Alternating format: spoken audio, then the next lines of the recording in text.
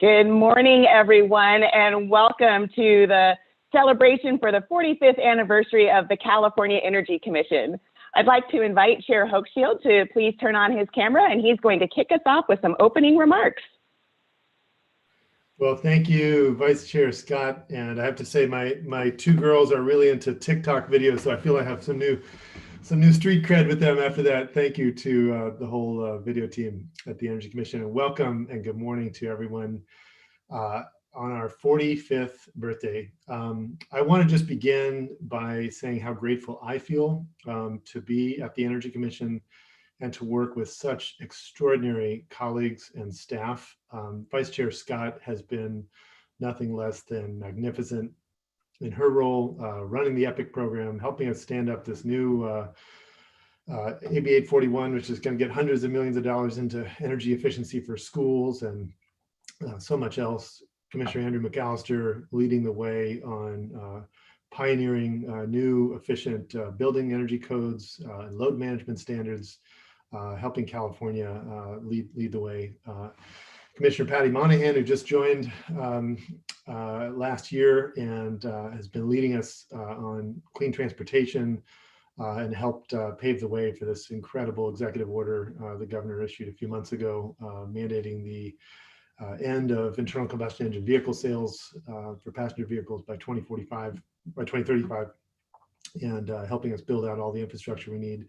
And Commissioner Karen Douglas, whose prescient work on planning for renewable energy is proving so valuable now as we're going to 100% clean energy future, and continues to take the lead on tribal work, and offshore wind and Lithium Valley and so much else. I'm so blessed to work with all of you and the incredible staff that we have at the Energy Commission from top to bottom. All of us know that those of us working at the Energy Commission today know that we stand on the shoulders of giants. And I wanted to begin by dedicating today's commemoration, our 45th anniversary, to Charlie Warren, who passed away last year, who was the driving force with Governor Reagan getting the Energy Commission created. And when I think about all the work we've been able to do, particularly in a year as dark and challenging as 2020 has been, the work of the Energy Commission to me represents hope. It represents hope to be able to transition to a cleaner, healthier, more just future. Everything we're doing to advance SB 100 to ban incandescent light bulbs and move to LEDs, solar on every new home, and so much else. This is what gives me hope every day. I love the work that we do. And I'm so grateful to the pioneers like Charlie Warren, who made it possible to have an agency like this. 79 years ago today, Japan attacked the United States at Pearl Harbor, beginning World War II for the United States. And our country came together as never before. We banded together and defeated fascism in World War II, the Pacific and the Atlantic.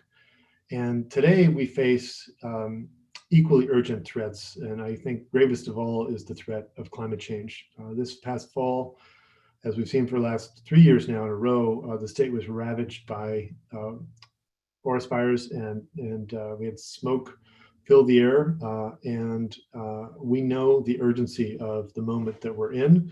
But as I like to say, you know, the symbol in Chinese script for the word crisis, the first half of that comes from the word danger, and the second half comes from the word opportunity. And there's incredible opportunity in this moment as well for us to rapidly scale up the clean energy solutions. And I want to point to one policy in particular, which is SB 100, which is just went into effect at the beginning of last year and was sort of dismissed as mythology at that time.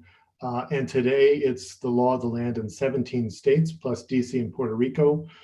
It's in President-elect Biden's energy platform, and 43% of the population of the US today now lives in a state that's committed to get to 100% clean energy.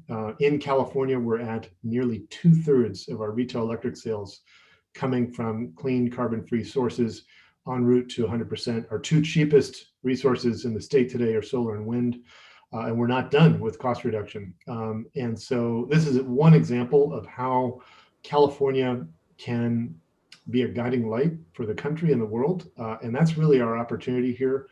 When I think about what the work that needs to be done going forward, there's our hard power of regulation and of the grants that we give out, and then there's the power of inspiration. And we need to really exercise all three of those levers strategically. Looking at the work we're doing right now, I'm so proud, not just of the work to lead and partner with our other sister agencies on implementing SB 100, but we invested in lithium development in California for the first time, $14 million at the beginning of this year. The Lithium Valley Commission is going to be created this month, and we're going to be pushing hard to help California lead in lithium development.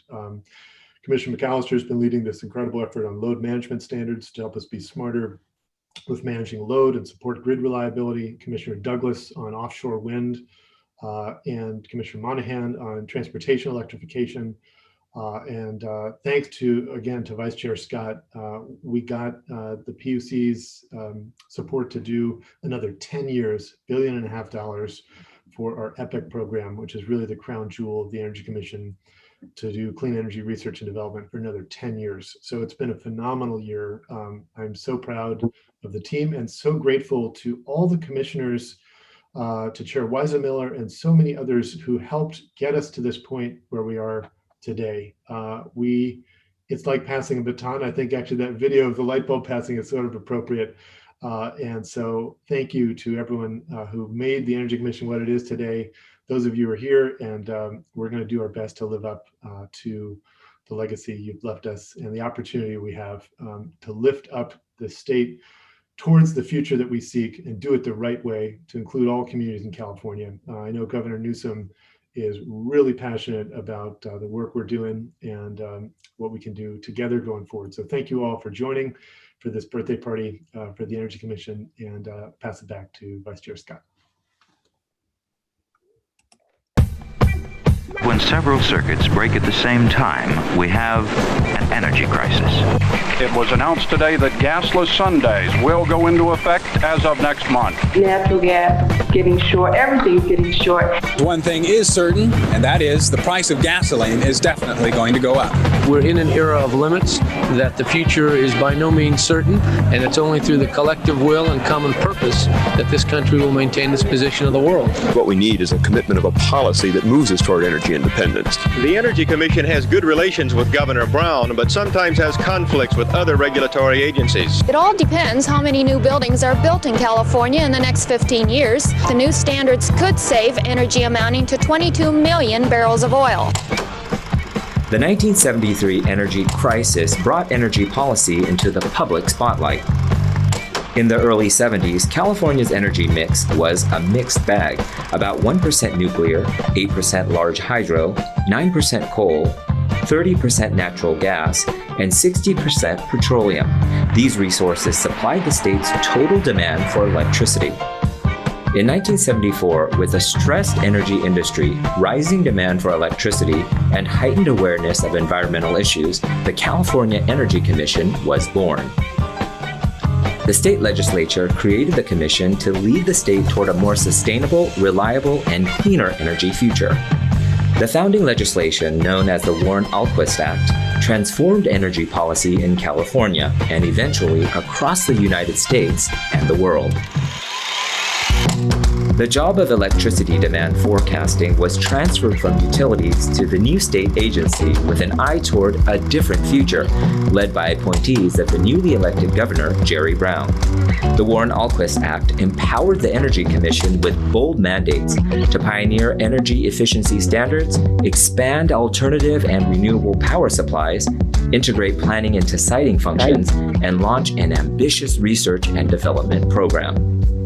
The Energy Commission gained international attention in its inaugural year by adopting the world's first energy efficiency standards for appliances. By 1978, the Commission adopted the first mandatory energy efficiency codes for buildings, partly because of research by Berkeley lab physicist and future Energy Commissioner Art Rosenfeld.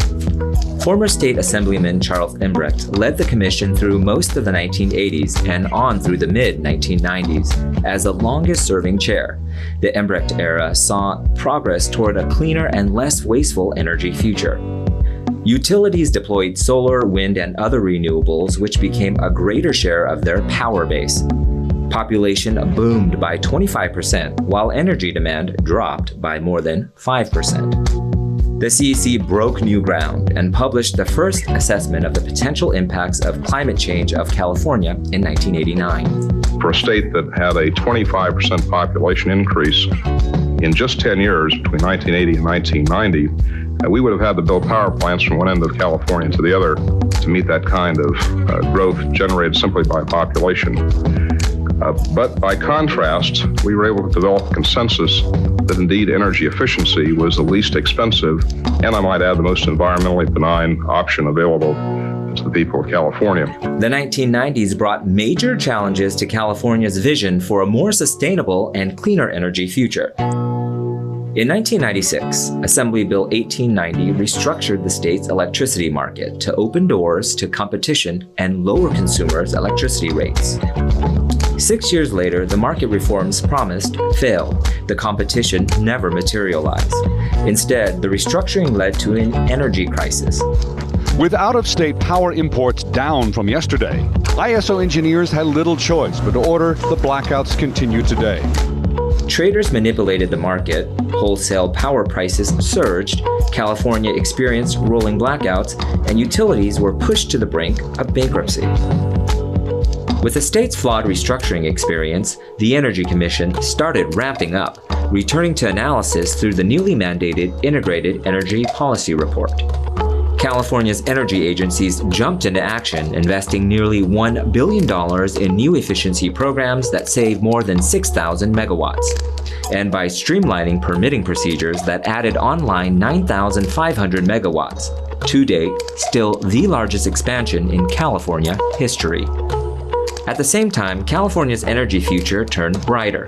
The turn of the century marked the beginning of a series of landmark actions to combat the new energy challenge, climate change, and upward trajectory that continues to this day. The Commission led the development of the nation's first renewables portfolio standard, the first of many national trend-setting measures to come. With immediate success, subsequent amendments had ensured a steady rise in the percentage of renewables powering the state's electricity. The legislature accelerated the renewables market with the passage of Senate Bill 1, the Million Solar Roofs Initiative, giving home and business owners rebates for installing solar energy systems.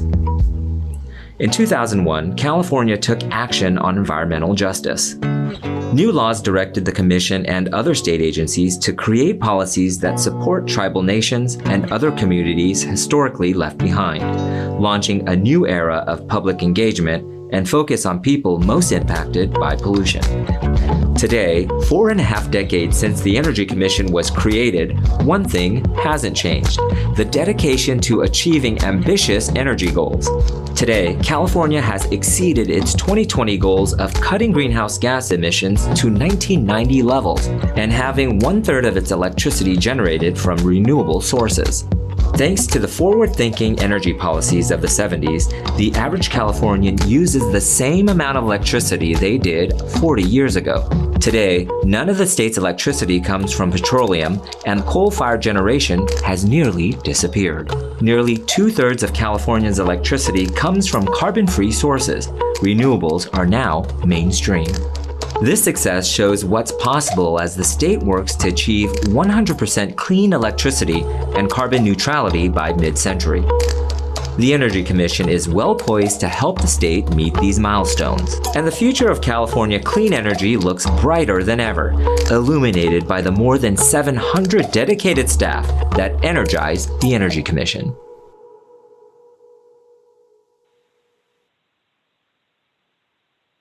Well, I hope you all enjoyed the world premiere of our CEC mini documentary. I really do enjoy it. You can see here today's program. So we will start with a fireside chat reflecting on the last 45 years, a conversation with former commissioners. I am so excited to welcome our panelists who will be Robert Weisenmiller, Carla Peterman, Janan Sharpless, and Karen Edson in a panel moderated by Commissioner Karen Douglas. And I will invite them all to turn on their videos, please. And we are looking forward to the conversation. All right. Well, thank you so much, Commissioner Scott, and welcome to my fellow panelists. Let's see here. So we are missing Karen Edson, or can I just not see her?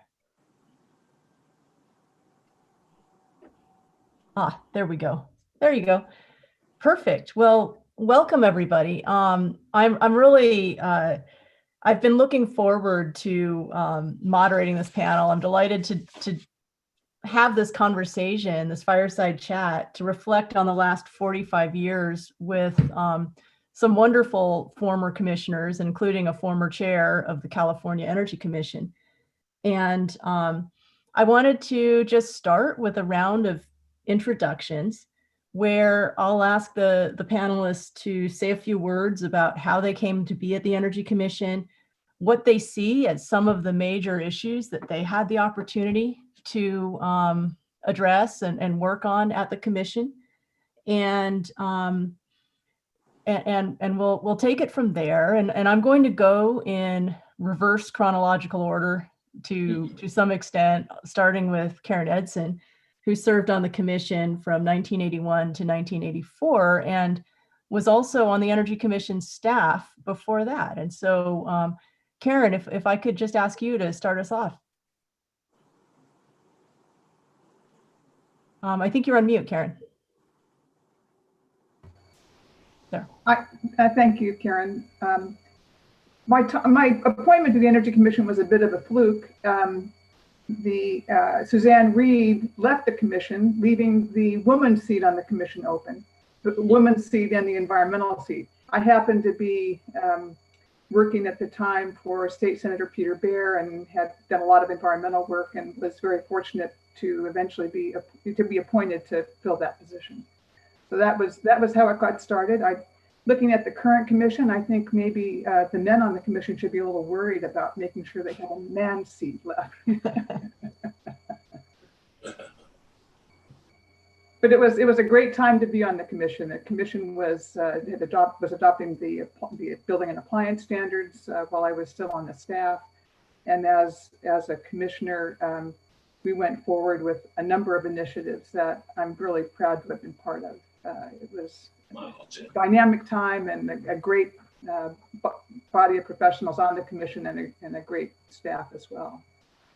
Wonderful, thank you. And let me ask, now, Bob, you were, of course, not a commissioner in the earlier days of the Energy Commission, but you were very much a major player and a founding, in some ways, voice for how the Energy Commission developed in its earlier days as well. So I wanted to give you an opportunity to say something here, and then we'll circle back at the end of the introductions to just introduce your time actually on the commission. Yeah, thank you. Thanks, Karen. It's certainly it's an honor to be part of this. Obviously, we had a lot of fun on the 40th, and so hopefully we can have as much fun on the 45th.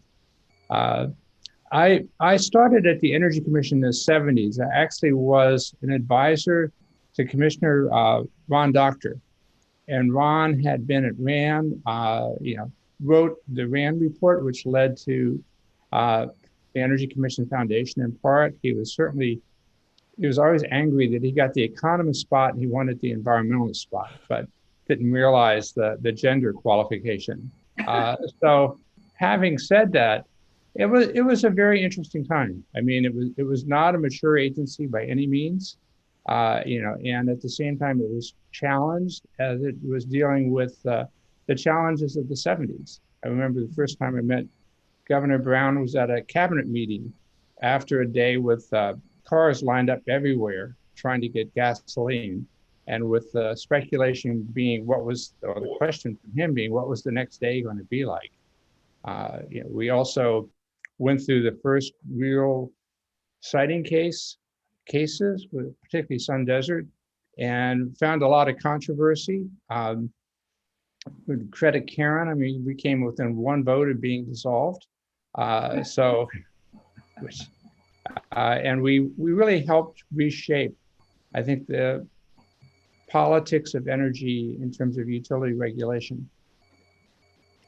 Thank you. Thank you, Bob. Let me ask Janan, if you could please give us a brief introduction as well. Thank you. Yes, I had been chair of the California Air Resources Board before I was appointed to the Energy Commission. So I had worked collaboratively with the Energy Commission on a number of issues, largely dealing with refineries, and used extensively the rich database that you find at the Energy Commission. That's not often highlighted, but I think it should be highlighted because I think it really underscores a very important role that the Energy Commission plays in being oftentimes the neutral party in development of policy. When I came to the Energy Commission, Karen, I didn't realize that the environmental seat was a woman's seat, but I got it. My term was between 94 and 99. So it was a different time for the Energy Commission. There were two looming issues when I walked through the door of the Energy Commission. The one was the debate over the restructuring and deregulation of the electricity sector. And the other was a governance issue as to how the state of California was going to, going forward, do energy policy. And at the time, the administration had asked the Little Hoover Commission to do the evaluation. And one of the premises was that they would eliminate the Energy Commission and establish an energy department, much like the model at the federal level. Won't say anything more about that model, but anyway, that was what was going on. I can tell you as a commissioner what it felt like. It felt like standing at the bottom of a volcano and feeling on a daily basis the shaking and the rumbling and the smoke and the rocks and the ash spewing out over this issue of restructuring. You knew a lot of stuff was going on below the surface, but you didn't see a lot of stuff happening. The lava, the 2000-2001 crisis was not anticipated, shall we say. So those were the two primary issues in the energy efficiency arena. The sort of bread and butter of the Energy Commission, it was a very quiet period. Largely because of the administration and its priorities, and also because what was happening in the marketplace. We didn't see many permitting of 50 megawatt and over facilities, largely because there was a surplus of capacity at the time that I was there, and people could, not foresee what was going to happen. And so it was an interesting time, shall I say, at the Energy Commission. Yeah, I bet it was. Let me turn to Carla now. Thanks, Karen, and good morning, everyone. So great to join you on this anniversary. Love the video. Similar to Jan, I had the benefit of using the robust database that the CEC has before I was appointed a commissioner. So I was appointed a commissioner in 2011.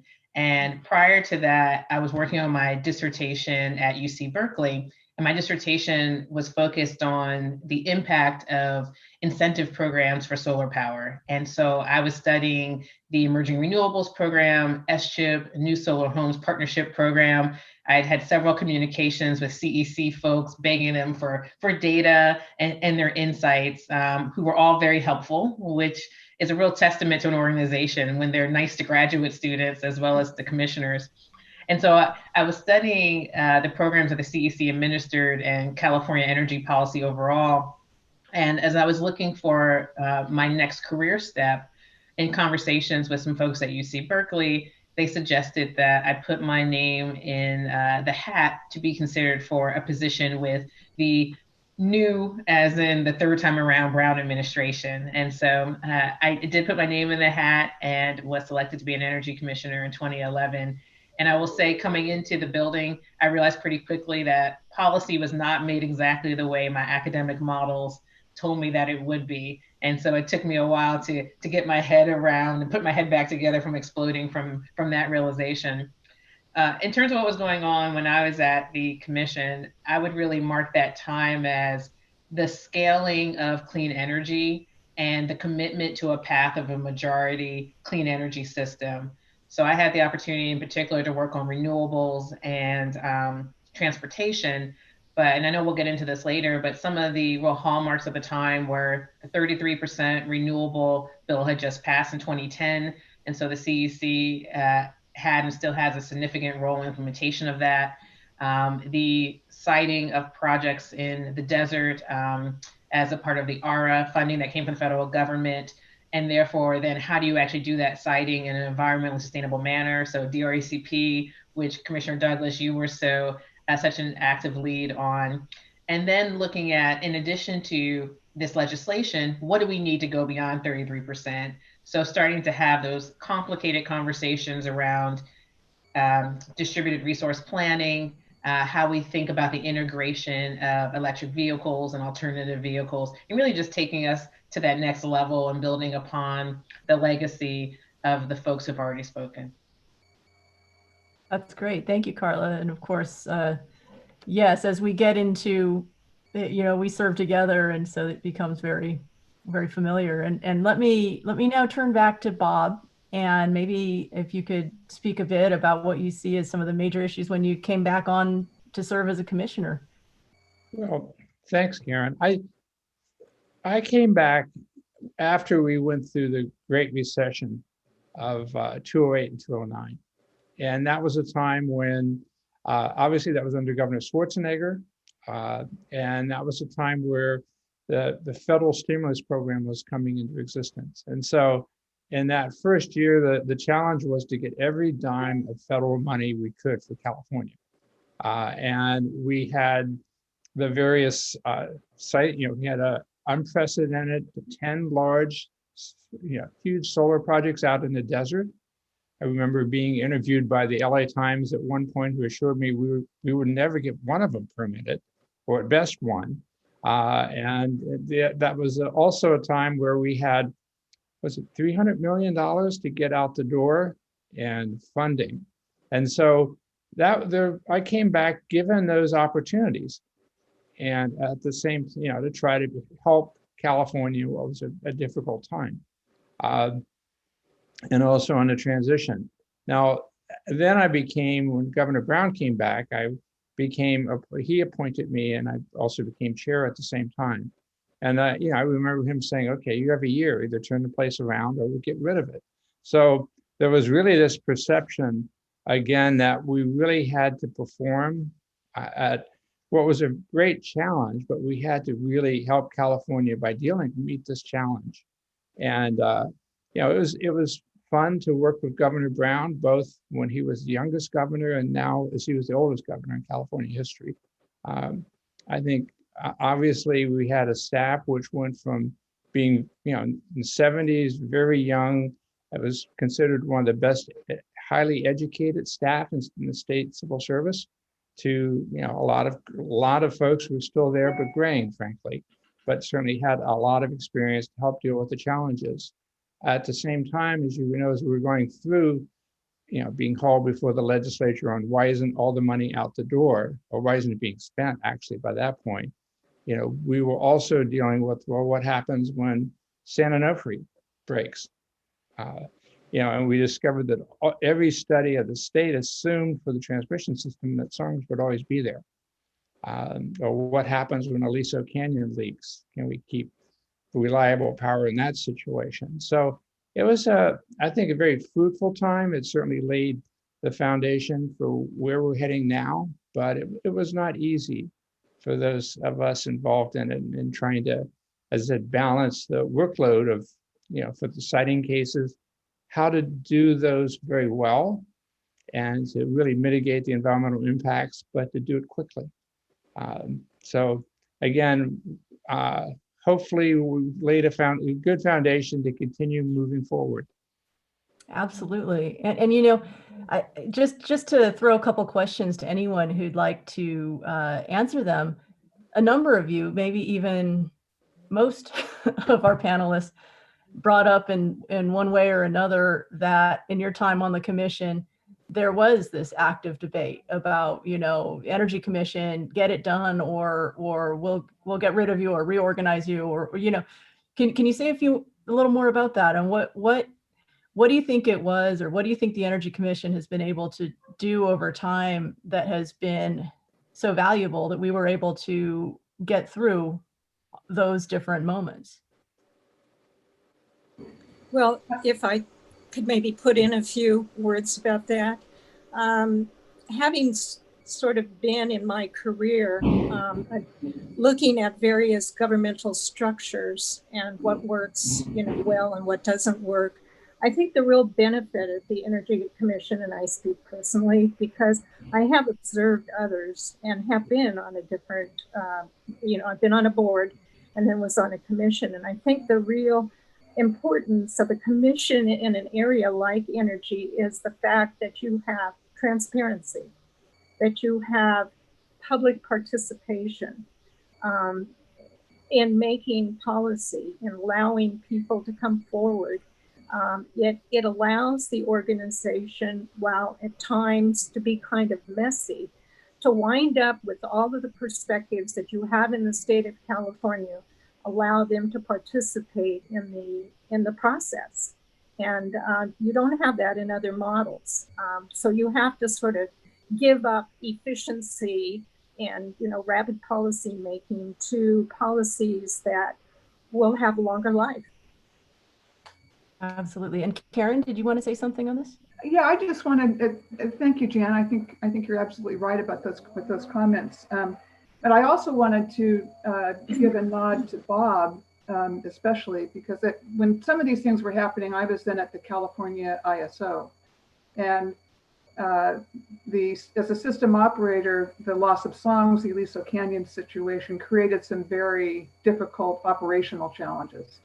And it was thanks to Bob and others on the commission that I think we got through that. We created some work with the Air Board and the Energy Commission and the ISO, and the teams got together and I think worked very collaboratively. And without the kind of leadership that Bob provided for the commission, I think it could have been very different. And Mary Nichols, of course, was quite involved in all of that as well. Yeah, and if I could just add on to that, you know, I think at times folks have looked at other states and said, well, there's not an energy commission. Why do we need it in California? But California is consistently taking on new initiatives, never done before things that the rest of the country isn't. And we're doing it at such a scale that you need to have that important planning function. And having served on a different agency at the Public Utilities Commission, and Karen's talking about this from her CAISO perspective, I recognize that the other entities, ARB, CAISO, PUC, can absorb everything that the CEC does. And it is helpful to have an additional voice that's not the economic regulator or the grid operator, being able to take a step back and say, are we going in the right direction? Without, frankly, all the other pressures and responsibilities that those other agencies have. And so I think Jan hit upon it with transparency. Sometimes it can be messy, sometimes it can be inefficient, but it also can be necessary to make sure you're actually tackling these complicated questions in a really comprehensive manner and not forgetting something really important that we need to look at. And the CEC, I think, plays a good role of saying, hey, have we thought about this? Yeah, absolutely, Carla. And I wanted to just build on something you said and maybe have that tee up my next question, which is the role of the Energy Commission, and Jen raised this as well, the independent voice with the analytical capability that isn't a utility, it isn't the economic or rates regulator, it isn't the system operator.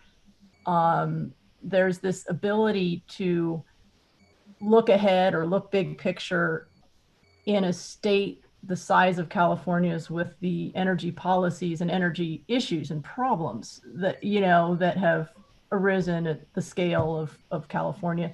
I wonder if any of you could speak to your experience and some of the really kind of big picture policy issues where the Energy Commission took a leading role, not necessarily in, designing or implementing a full solution, but in really teeing up the issues and planning and looking ahead. Well, if I could, Karen, I would pick during my time period the PEER program, Public Interest Energy Research Program. At the time of restructuring, the issues of public interest research and energy efficiency and what would happen to them, because at that time they were basically being performed by utilities. And it was because of the Energy Commission, I think, strong advocacy, both in the energy efficiency area and in the public interest area.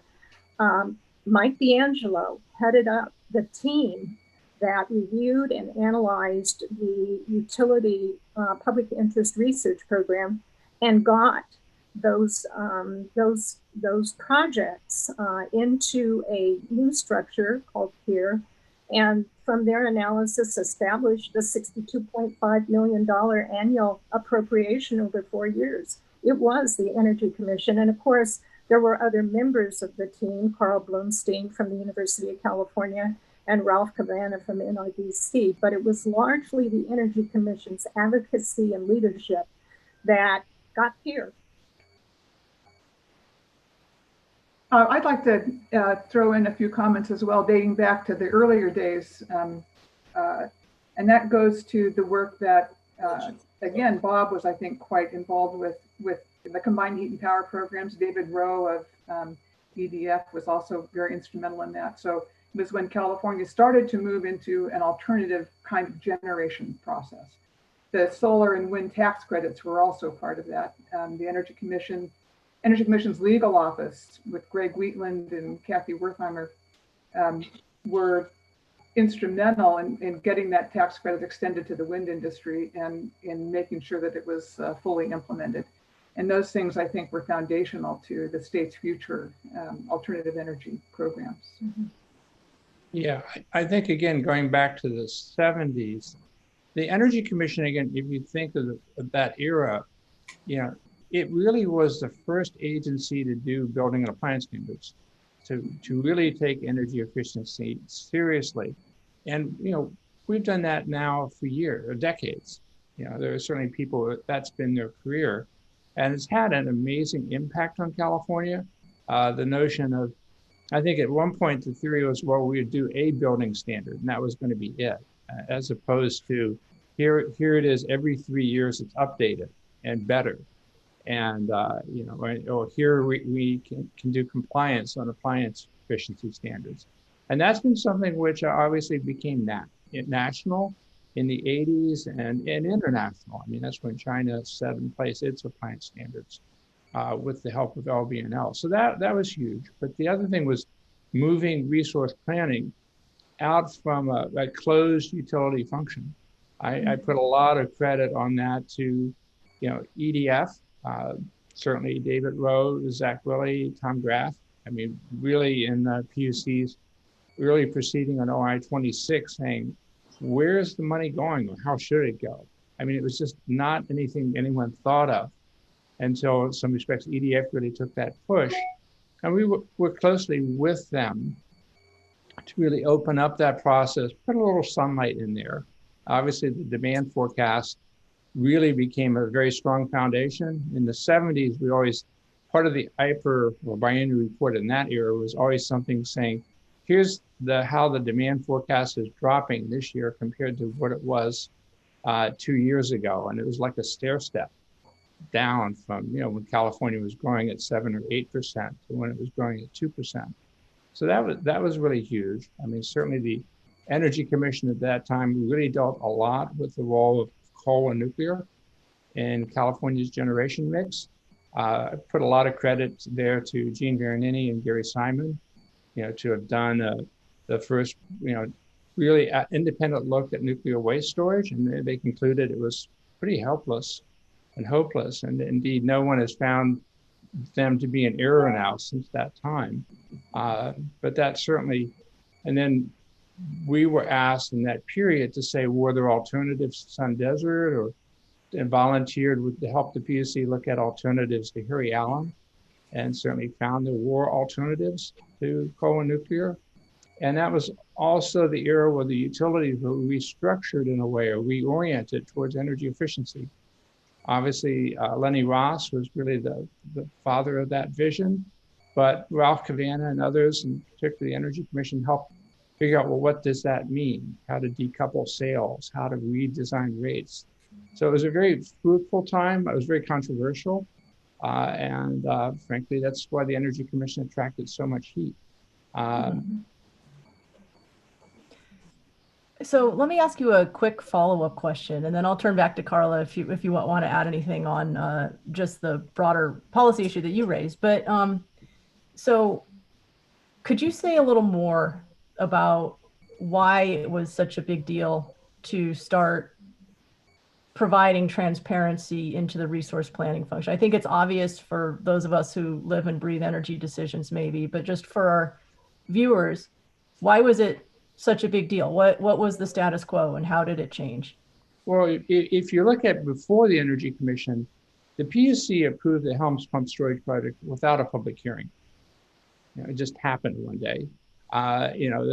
In terms of the Bodega Bay nuclear power plant, I mean, there was one night the county supervisors got together and approved the power plant. There was no discussion of what it was or what it could mean or seismic risk or anything. It was just approved. So again, it sort of went from, and just think about it, nothing at all on a public record to what's now probably an exhausting public record, of all the impacts of this potential project. But it's an opportunity for the commission for the public to really understand what the choices were. Similarly, like I said, the load forecast, I think the presumption was it was a straight line.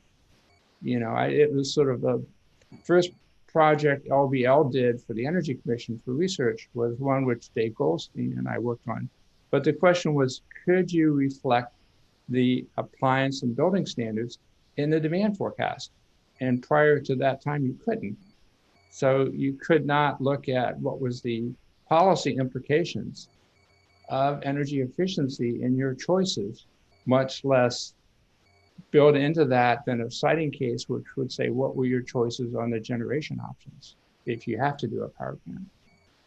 It's really fascinating because I know when anyone sits through a demand forecast workshop today or the SB 100 workshops, what a central role our policy plays in the way those forecasts are constructed and what a tremendous change that is.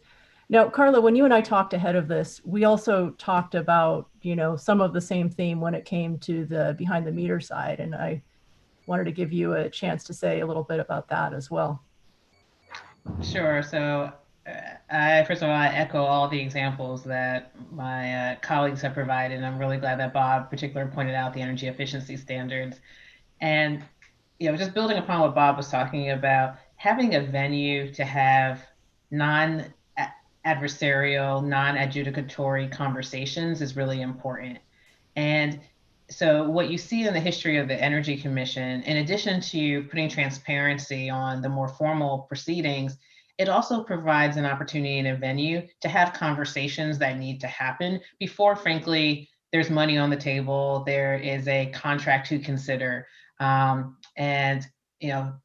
Don't hate me for this, Karen, before the lawyers get involved as much. And so one of the things that I saw with the Energy Commission during my time, and it echoes what we've heard about from previous periods, is this opportunity for workshops, for using the IPER as a vehicle to talk about some emerging trends and really getting a common understanding, a common nomenclature. And so during the time I was on the commission, we also had Governor Brown identifying goals and targets for distributed generation as well, and really starting to say, how do these resources play a substantial part in our energy mix? How do we rely on them? And what became apparent was that the distribution planning process for utilities was a black box, just like it might have been previously for resource planning. And so I remember working on the IPER, and the most controversial recommendation being, let's start a conversation on distribution system planning. Let's invite the distribution system planners from the utilities out of their offices in the back corner of a building into the CEC. And that required a cultural shift for everyone. It required education and development from CEC staff to start looking, what are the right questions to be asking? And so starting to have those forums starting back in 2011, I think have positioned us now to have had the distribution resource planning proceeding at the PUC, the IDER proceeding, having now available online to DG planners maps about locational benefits, where there's system congestion, having that increasing integration between distribution planning and transmission planning. And it's still a journey that we're collectively on, but I can pinpoint a couple workshops and meetings at the CEC that got everyone to say, okay, we're going to come to the table, we're going to talk to each other, and we're going to figure this out together. Yeah, that's fantastic. Thank you. And I've got a couple related questions about some other issues that didn't start out so much as bread and butter energy commission issues, but became so. And one is the Energy Commission's role on the fuels and transportation side, separate from the electricity side. And I wondered, maybe starting with Jan, if you could, but inviting all of the panelists, if we could talk a bit about that and how that came about.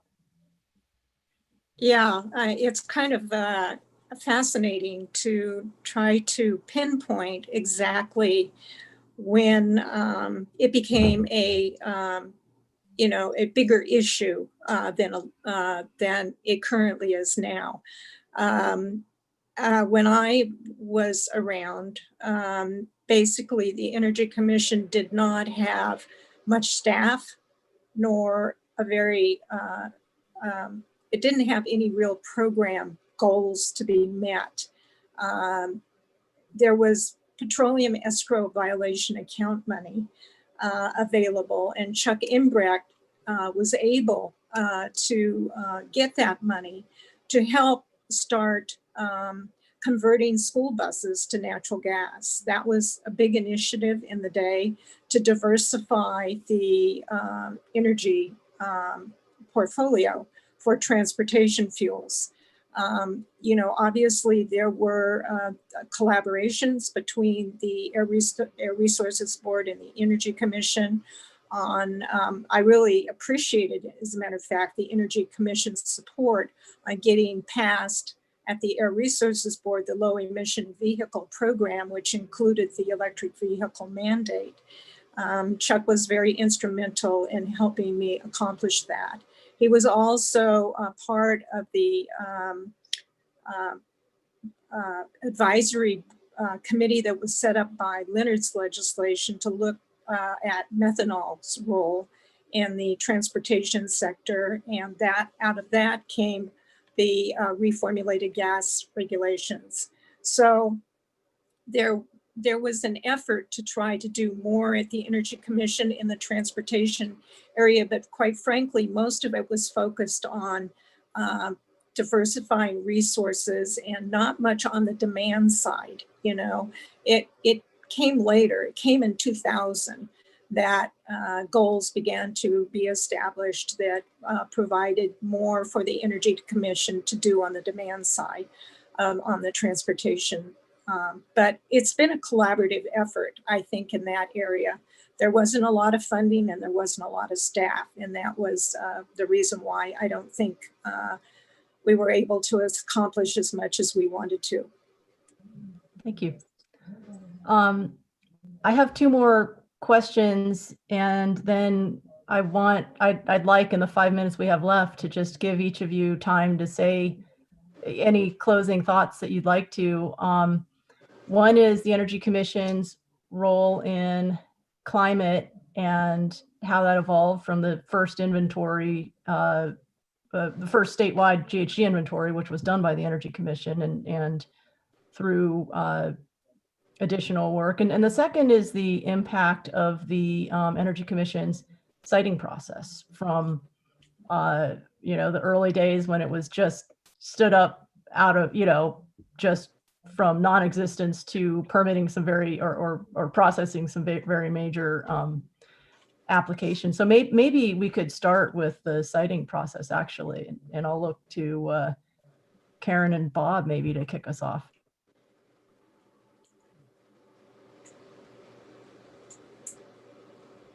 Hey, well, obviously, see, I'm not muted.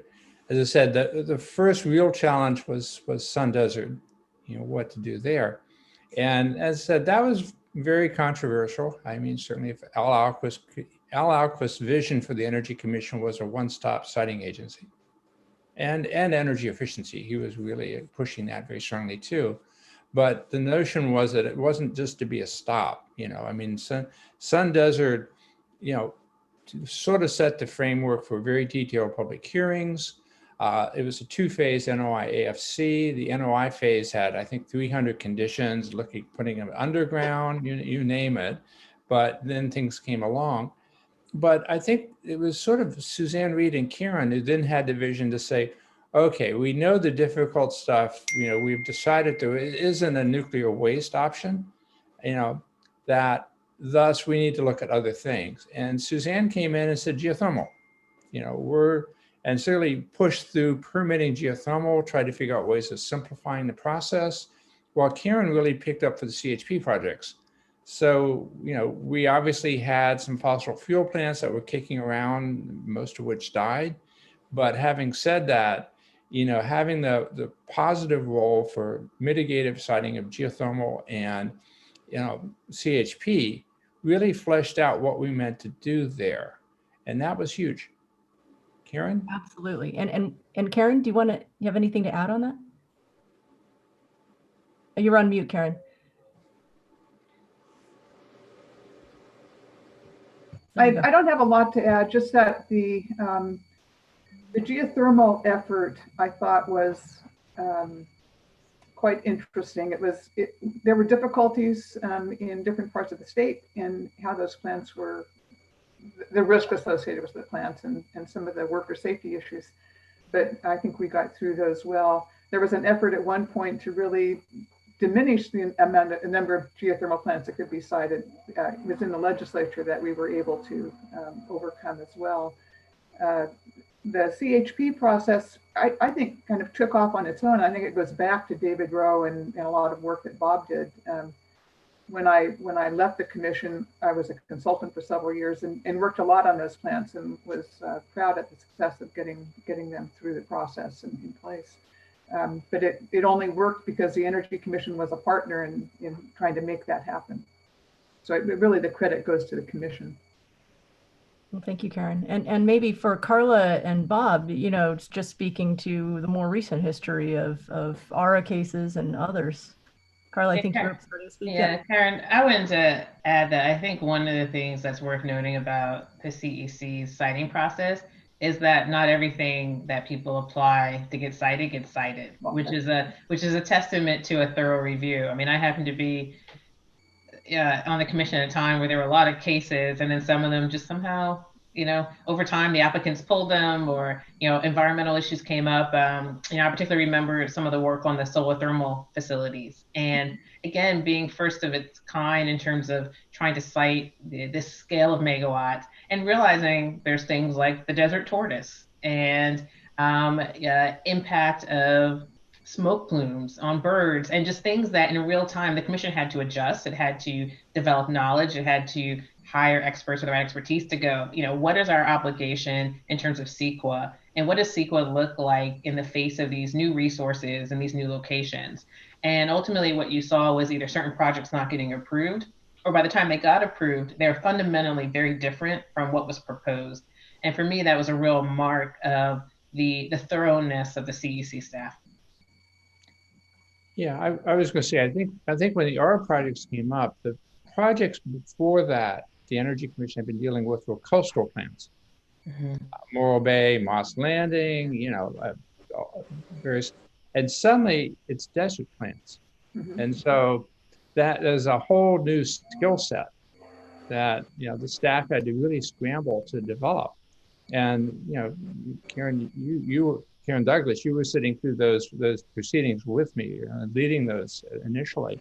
But, it was a whole new area. And as you said, the desert tortoise. I mean, the other thing that was probably a good example for the future was, although painful, as you remember, we were trying to do joint efforts with feds and coordinating, and that's how we met Janaea, frankly. But obviously the federal process and state process are quite different, and we discovered that painfully marching along. But again, it was, we were under pressure from all sides. I mean, that's where also I got to meet Michael Pickard for the first time. Michael's role for the governor was to get those things through. And at the same time, we were all determined to do a first-class job on those. Now, obviously, Ivan Paul made it. That was a very symbolic plan. And others, ultimately, many of them became I think all of them became converted from thermal to photovoltaic at sites we had permitted. And, that was huge. And, part of it, too, was interesting, juxtaposing the 70s and now, was that the Blythe project was where Sun Desert was. It became a solar site. Montezuma was where PG&E was going to build a coal plant in the Bay Area. It became a wind site. Somehow was, I guess, all the siting developers look at water transmission, and that all those things became a second life. But in this new generation, and we learned a lot on those permitting projects. But having said that, again, it's a different era. We moved. I remember we were suddenly going, oh my God, how many compliance projects do we have after we had permitted the solar projects? But we also, in that first year, it was like 2,000 megawatts of thermal plants were permitted at the same time. So it was a very intensive focus, but I think we should be proud of the professionalism and comprehensive nature of the way the planning was done. Yes, I agree with you.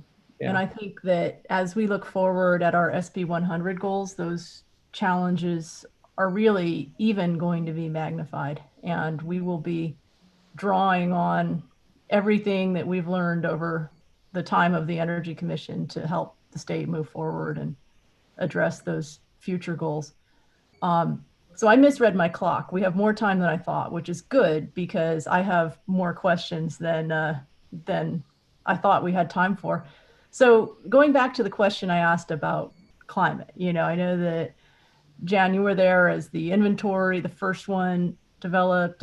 Bob, you were our lead on climate. I don't know as much, Karen, if climate was on the radar, in your term. I know Carla would have some things to say about it. So let's just talk about it, climate change and how that evolved as part of the Energy Commission. Maybe I'll start with you, Karen. Climate change. When you served on the commission, did we have, opinions about it? Did we talk about it? Did it come up? I do not recall real discussions about climate change during my time on the commission. I was there in the early 80s. But I will say this, my younger son is specializing in it at Cal, and I'm very proud of that. That's fantastic. Jan?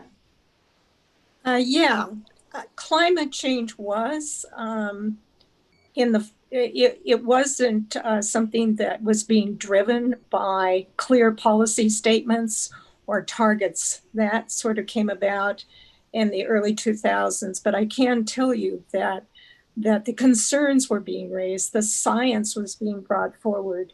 And so a lot of us in the regulatory arena were looking at the actions that we took. Would they also benefit climate change, or would they be a disbenefit for climate change? The more that had multiple benefits, including climate change, were things that we wanted to pursue.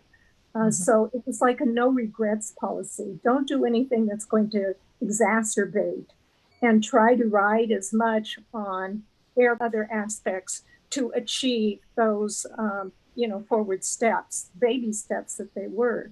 And you brought it up, Karen, that the peer program, was one of the first real concrete programs in the Energy Commission, where one of the subject areas that peer pursued was climate. It was under the environmental label, but it was climate change. And it was Guido who, was sort of the one who started putting together the climate change inventory, which I guess later was transferred over to the Air Resources Board because of their authority. But it was the Energy Commission, it was the peer program, and we were concerned about climate change, but we were not given authority to do much about it.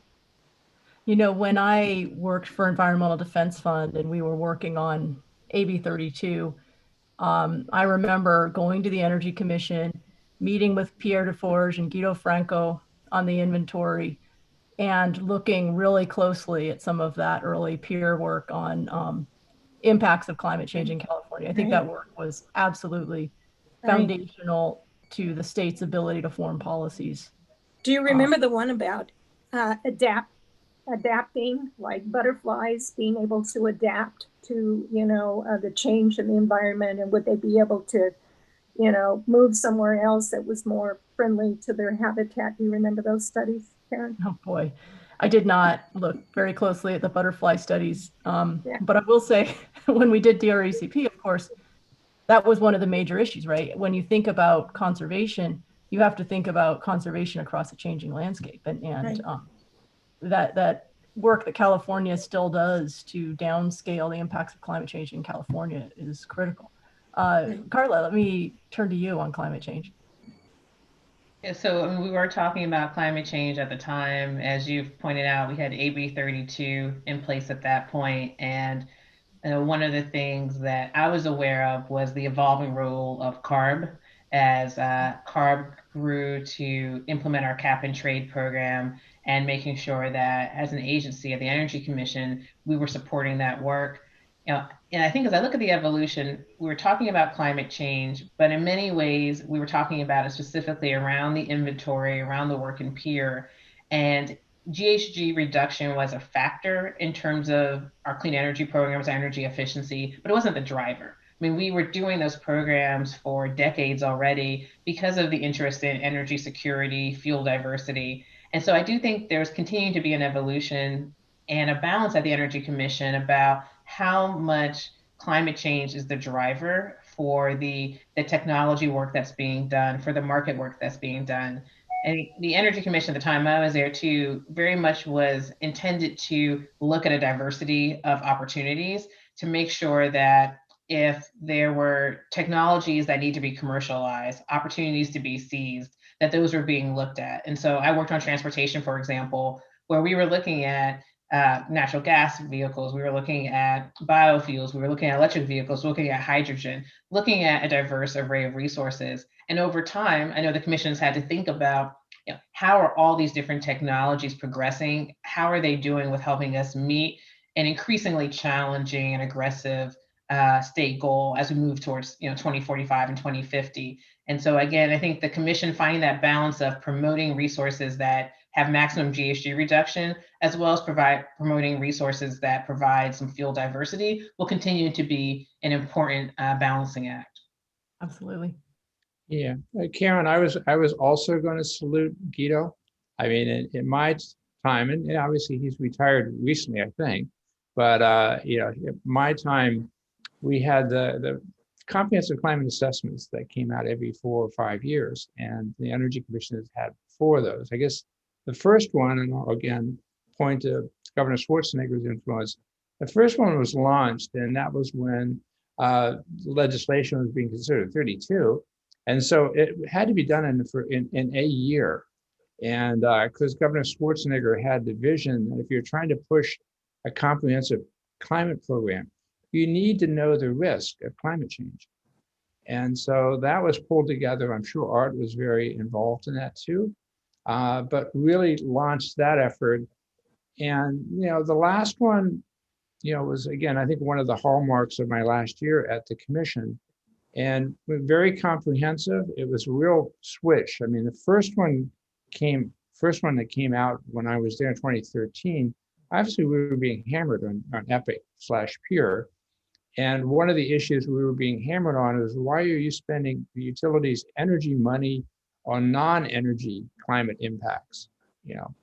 And so when we rolled out the report, I in fact had John Laird there, Ken Alex, so we could somehow pretend that other agencies had been involved in scoping and funding the program.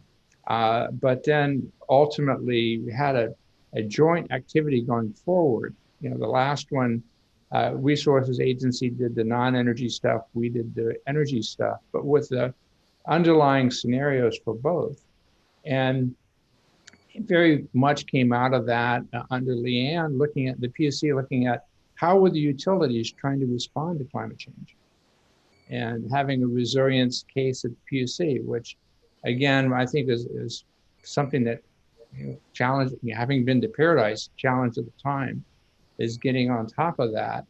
And at the same time, I think the thing we went from, as Karen said, no one thought about climate change in the 70s or 80s. Well, I'm sure I can point to some scientists that we did. But when we came in, that was Governor Brown, that was probably his signature issue outside of the budget at the very beginning was climate change. And I think the thing that shocked all of us, is the speed that's been becoming evident. Yeah. I think, again, when we started in the 2013 or so conversations on climate, it was like, well, the climate is changing. It's going to have adverse impacts.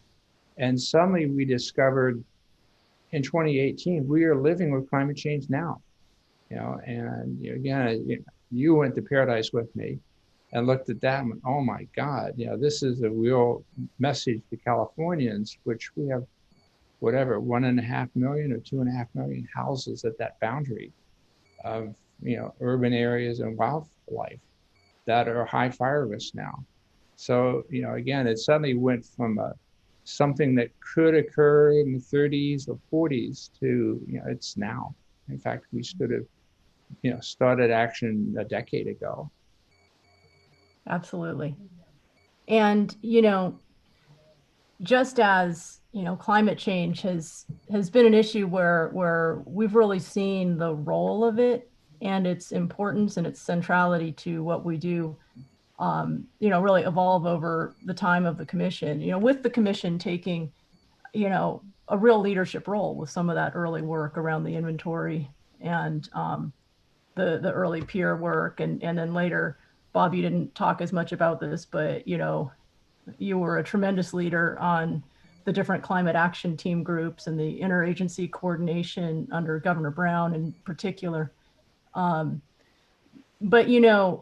as we have dealt with this societal and environmental transformation and the challenges it poses, of course, we're increasingly called upon to understand the impacts of all of this on all Californians, and especially Californians who have been, who have less resources or opportunities to adapt easily to some of these changes and challenges. We have now the Disadvantaged Communities Advisory Group that we work with. We are working very hard to shift our, or implement our policies in a way that provides benefits to all Californians. And I just wanted, to ask from your perspectives and with the different times you served on the commission, any, suggestions or reflections that you might have in that direction, is that's one of our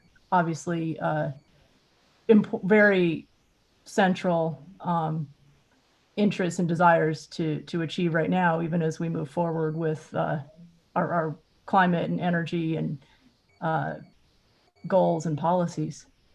Well, I think looking at the 2 decades, I think in the 70s, we worked very closely with the environmentalists and the utilities trying to reorient them. I think in the last 10 years, frankly, much broader span. Labor, we certainly worked a lot with labor, worked a lot with business, the Defense Department, the military in California, the environmental justice community. I mean, it's really important that the Energy Commission reach across, all Californians and try to really help everyone deal with issues that affect our lives. I mean, certainly climate change is not going to be isolated to the white and rich and wealthy, but it's probably the people that are going to be most severely affected are those least able to deal with that, let's say up and down the Central Valley, or in areas of our pockets which have been hit by racism in the past, and now probably prime targets for climate impacts.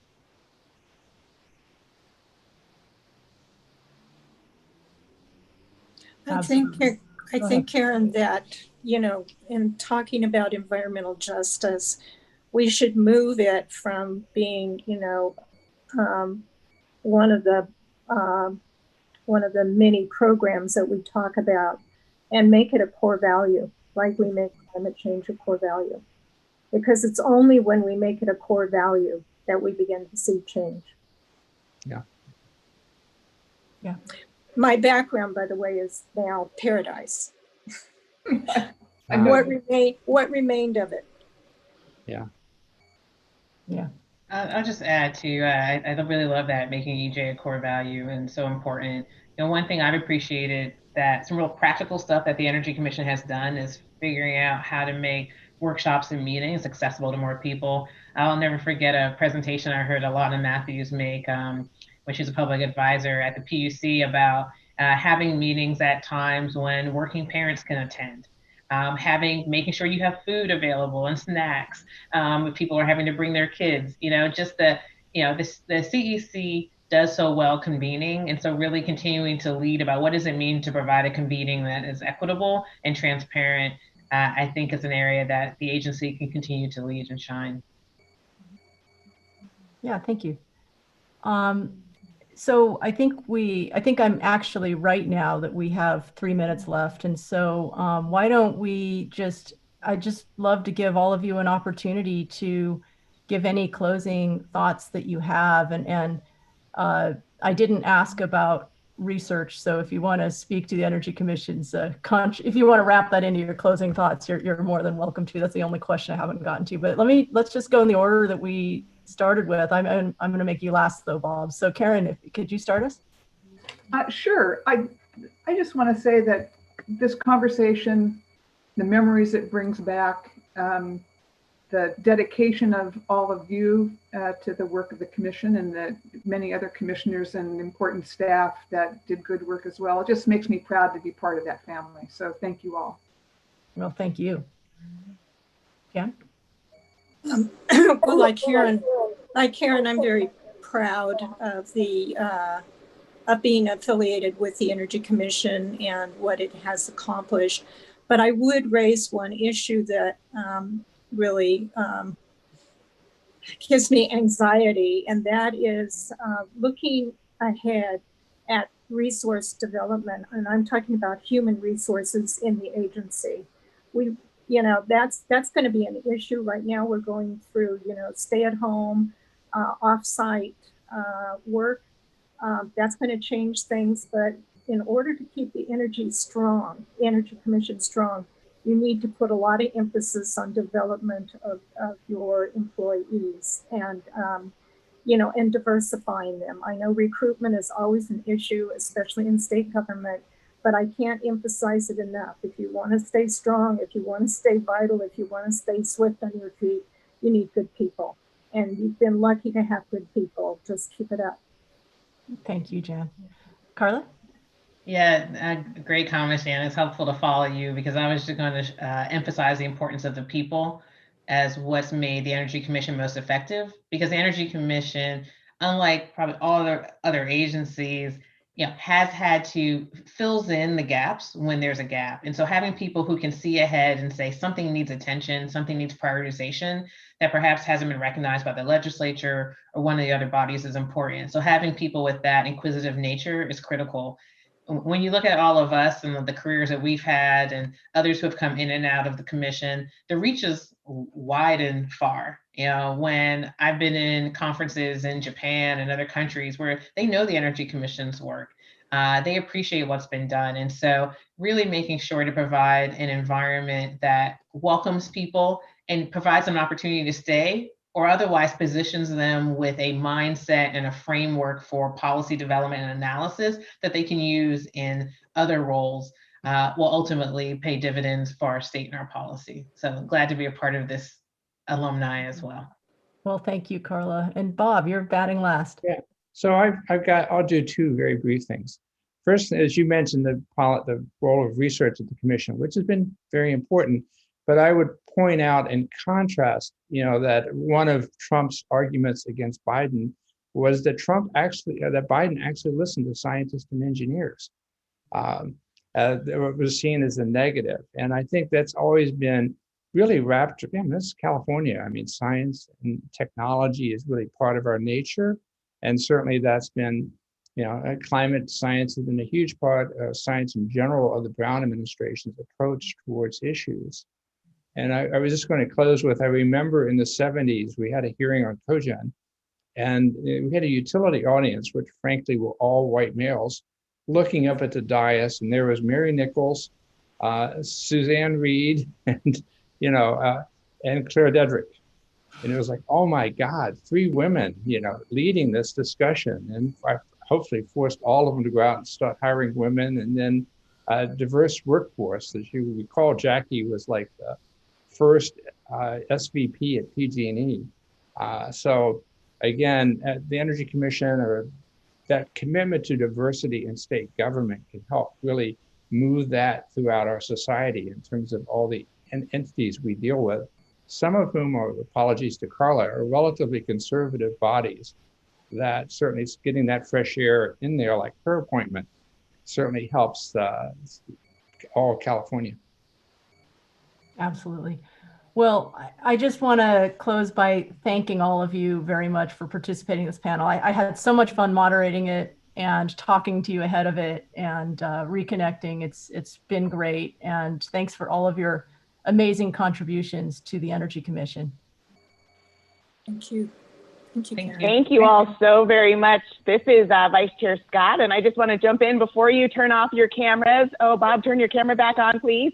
It's so wonderful to see your faces. I wish we could be together in person and give one another a hug and just really say hello, but it's delightful to hear all of your expansive knowledge and expertise. So I also want to say thank you for spending time to celebrate the 45th anniversary of the Energy Commission. It really is an honor and a privilege to work with experts, just an impressive set of experts like you. Before we go, we're going to ask Commissioner McAllister and Monahan and Chair Hochschild if they'll please turn on their cameras, and we're going to do kind of the everybody smile and cheese it up for our media team. They're gonna take a picture of the 9 of us for posterity. So everyone, I guess smile big. Look happy Bob, to be here. I love your background. Okay, that's been the highlight of the morning for me. Really enjoying the aurora borealis there. All right, everyone smile. I think Lindsay will be taking screenshots.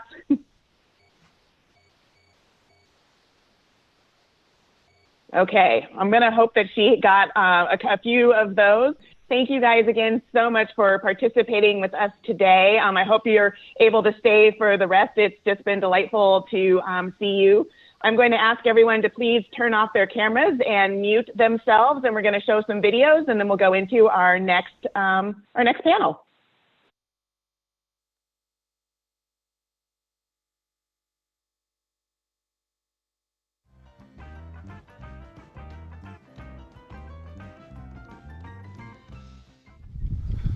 "45 years, that's a real feat.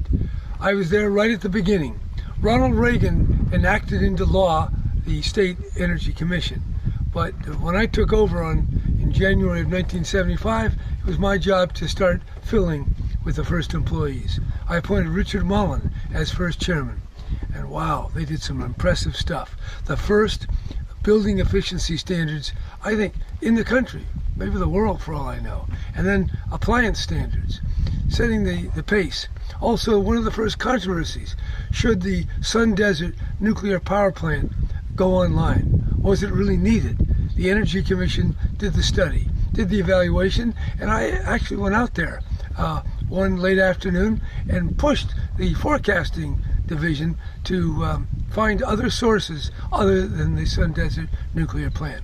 So I don't know whether they followed me or not, but it turned out that we don't have the Sun Desert Nuclear Plant. So the Energy Commission has been integral to the work that I've done as governor.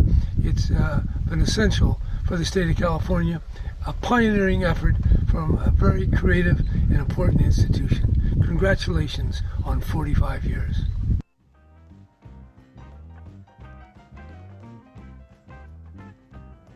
Hi, I'm Senator Scott Wiener, and I just want to say happy 45th anniversary to the California Energy Commission. We are so lucky in California to have the CEC, which just does amazing work to move us towards a 100% clean energy economy.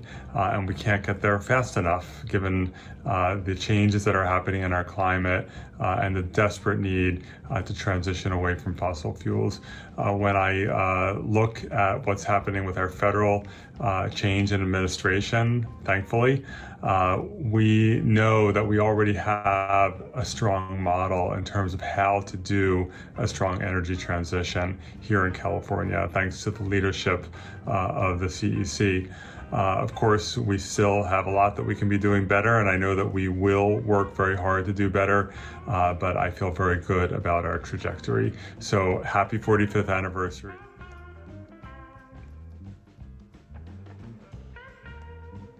Greetings, I'm Assemblymember Chris Holden, Chair of the Assembly Utility and Energy Committee. And it's my pleasure to congratulate the California Energy Commission on their 45th anniversary. 45 years, it's a wonderful thing. The Commission's work has been recognized all around the world, particularly for its development of energy efficiency standards led by the godfather of energy efficiency, Arthur Rosenfeld.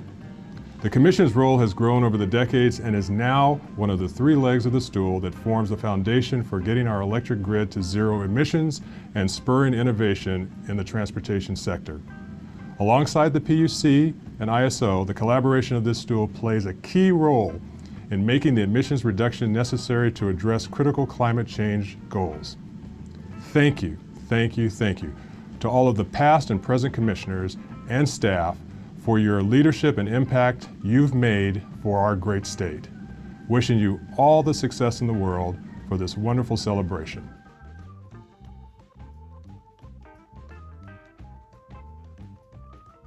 This is Maribel Batcher. I'm president of the California Public Utilities Commission, and I'm very happy to be able to congratulate you on 45 years of energy leadership in California. So much of the work we do at the CPUC is based on the foundational planning and forecasting work being done at the CEC. I can safely say we couldn't do our job without you, and we enjoy doing it with you. It has always been a pleasure to work with your commissioners and your staff, and I'm proud to serve alongside all of you in leading the state to a 100% clean energy future. From energy efficiency to transportation electrification, to building clean energy projects, to energy equity work, we need to bring all of these approaches to bear to solve our climate crisis. Our collaboration in these areas is helping ensure a swift, just energy transition. Congratulations. Yay! Happy birthday!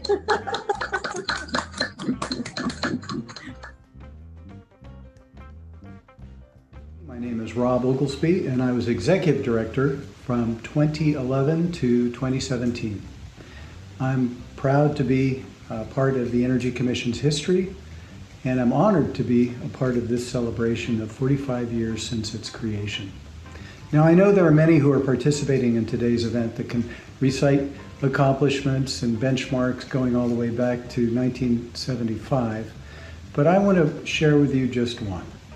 In 2011, when I joined the Commission, the renewable generation capacity in the state stood at 17%. And now, through your hard work and the hard work of many, the state's renewable retail sales are at 36%. That's quite a lot of progress and really what amounts to a short amount of time. With all that, let me again congratulate you on the many accomplishments that the Energy Commission has achieved over these years. So congratulations again, and enjoy the day.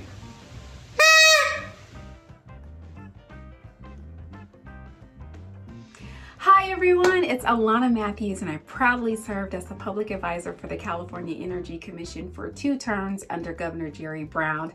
I am absolutely thrilled to be joining in this 45th anniversary celebration by sharing one of my favorite Energy Commission memories. That undoubtedly has to be having the opportunity to engage so many Californians who had never had a seat at the table to discuss energy issues, challenges, and opportunities. It was absolutely one of the most rewarding and meaningful experiences to connect with so many vulnerable communities in California to help drive and develop energy policy that was both innovative and equitable. So here's to you, California Energy Commission, and hoping that you have another 45 years and beyond of leading not only the state, but the world in energy improvements, innovation, and of course, equity. Congratulations.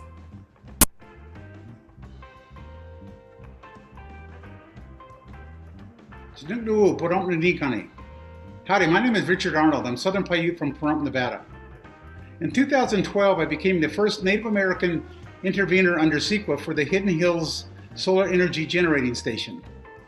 At that time, my goal was to look at the project, but really integrate the importance of our culture, look at the effects on the environment, and the impacts to our homelands. Since that time, we've developed partnerships with the CEC commissioners and staff, and I think we've done through communications and understanding. Congratulations to the CEC on your 45th anniversary for a job well done. I think we've all been able to speak from the heart, sharing our thoughts and our feelings, but most importantly, I want to thank the CEC for allowing the tribes to use traditional ecological knowledge and give a voice to the land. Thank you.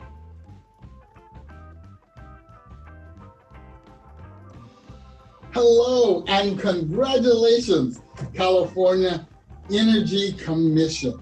I'm Tyrone Roderick Williams, Deputy Executive Director at the Sacramento Housing and Redevelopment Agency and one of the original members of the California Disadvantaged Communities Advisory Group. Oh, it's been an incredible 45 years and we are looking forward to the future. As one of the founding and original members of the advisory group, I had the opportunity of being the first chairman. And anytime there is a first, there are numerous lessons to be learned. But one of the things that when we came together to form the advisory group, we were very concerned that the California Energy Commission would really take our recommendations seriously. And what we have found is they have embraced the diversity of opinions and the perspectives from across the state and have taken our recommendations to heart and embedded them in many of the priorities and guidelines.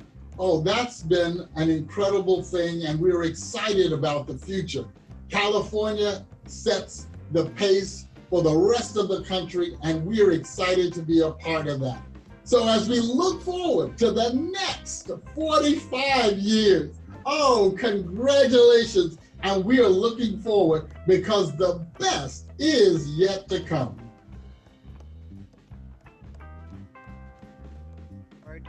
ARB and the CEC are joined at the hip. We are sister agencies in many ways. We share responsibilities for the state's policies, in particular on transportation.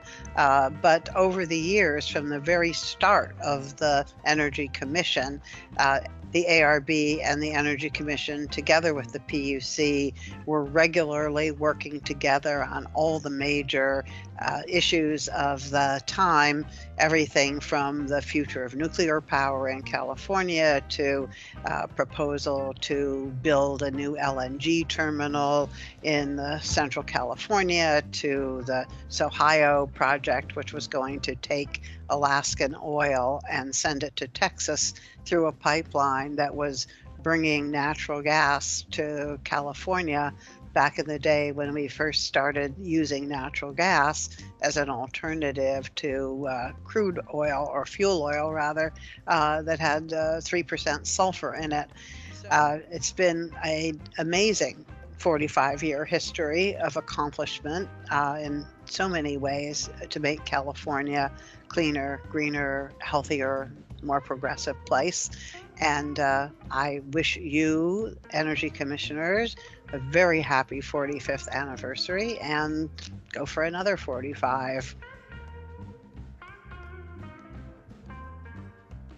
Hi, I'm Nancy Sutley with the LA Department of Water and Power. The California Energy Commission is the most important factor in keeping California at the forefront of energy efficiency. During the energy crisis, I was energy advisor to Governor Gray Davis. I visited with the California Energy Commission every power plant under construction in California. It was truly an unforgettable time. Happy anniversary, California Energy Commission, and here's to decades more progress.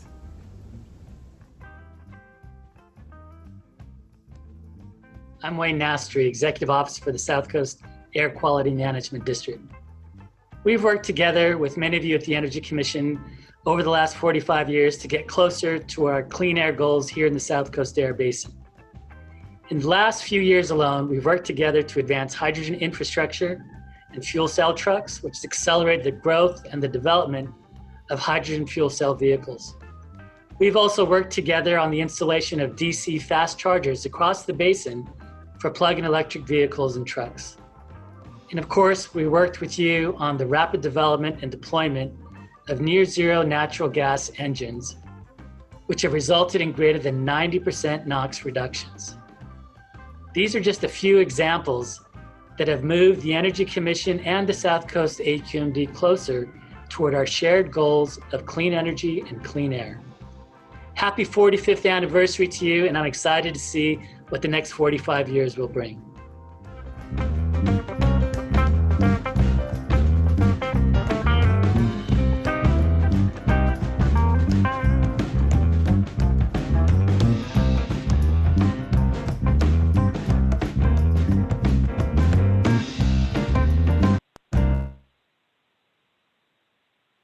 Well, I want to say thank you so much to everyone for sending us such wonderful and thoughtful videos to celebrate the 45th anniversary of the Energy Commission. We do have more videos to show, and folks answered the call to send in videos with vigor, and so we aren't able to show all of them today, but we will have them posted on our YouTube page so folks can have a chance to continue watching those and continue the celebration. So now I would like to ask the panelists for our Fireside Chat number 2 to go ahead and turn on their videos. And I would like to very warmly welcome my fellow commissioner, Commissioner Andrew McAllister, who will be moderating this panel with me. We will be joined by Lynn Jurek, the CEO of Sunrun, Logan Goldie-Scott, Head of Clean Power Research from Bloomberg NEF. We have Abigail Solis, the Sustainable Energy Solutions Manager from Self-Help Enterprises. And Abigail, you can go ahead and turn on your video, please. And also Kevin DeLeon, who's currently a council member for the Los Angeles City Council. And Councilmember DeLeon, please feel free to turn on your video for our Fireside Chat right now as well. And so with that, what we're going to do is start with a brief overview from each of our panelists. And then Commissioner McAllister and I will start asking questions. So Lynn, you'll be up first just in the same order I just introduced you all. So please go ahead. Sure. So you just wanted me to welcome. Is that the plan? Yes, you can just say hello, and your slides should be popping up any second now, and you can just do a quick, maybe 3 to 5 minute overview of those. Perfect. Great. Looking forward to it. Thanks for having me. It's a real pleasure. And happy birthday for being here. Great. So I think there was just one slide I was hoping to pop up there. So let me know when that comes. While we're waiting, I'll just get started. And what I'm really excited to share is that I think we have the technology and the solutions to achieve these goals today. So I don't think we need anything, the crazy moonshot. I do think that what's the most critical to decarbonize energy quickly and cost effectively is for us to move quickly. I'm an impatient entrepreneur. So I'm just going to say we got to step up the pace. And we really need, if you flip to the next slide, please. What we really need is a centralized renewable system and a decentralized DER system that talk to each other. And I think, one of the things that we want to continue to get across, and I think that, the CEC has really been leaders on, is really, understanding the power of the local rooftop solar, community solar, distributed batteries, and the role that that can play to actually make it cost effective and affect the change quickly. Because, I'm going to start slightly pessimistic and then I'll turn more optimistic, but I think there's a lot of misconception here that the big centralized renewables are the solution because they look cheaper on the face of it. But we're going to have a real problem with transmission and distribution. And you think about where the current fossil plants are, they're really on the coast and next to rivers and things. And so the transmission's been built around that. And so some of the early renewables, we've been able to, make use out of that. But given that renewables are really more in the, desert, I think, the actual expense, if we rely on that alone, and the pace to get all that permitted is going to be, pretty prohibitive. And then in the meantime, we have solutions that, deliver a very good value proposition to consumers with the rooftop solar, the battery, the ability to, come into the home and electrify the vehicle and other devices. And, when you look at the math there, fully electrifying a household can save customers, $2,000 and $3,000 a year. So it's really not even a financial, disadvantage. So I look forward to, sharing more specific details on that. I will also, give a nod to Chair Hochschild's former company, a nonprofit Vote Solar, who worked with a number of scientists to actually build a grid planning tool that shows that incorporating, DERs into the U.S. energy system can actually save $500 billion. So it's my hope that we build the infrastructure to, coordinate these two potential systems. We do it quickly, and I believe, as I said, the technologies exist for us to achieve our goals. We can skip through the rest of this. Okay, all right, terrific. Well, thank you very much for those opening comments. And I feel like I might have jumped right in without saying what our Fireside Chat is about. So what we're going to be talking with each other about right now is looking ahead and how do we meet our 2030, 2045, and 2050 clean energy goals. And you've just heard a perspective from an innovator about some of that. And now we will turn to Logan Goldie-Scott, who is the head of clean power research at Bloomberg NES, and he will provide kind of a data and trends perspective for us for this conversation. So Logan, you got about 3 or 5 minutes to do the intro, and then we'll keep on keeping on.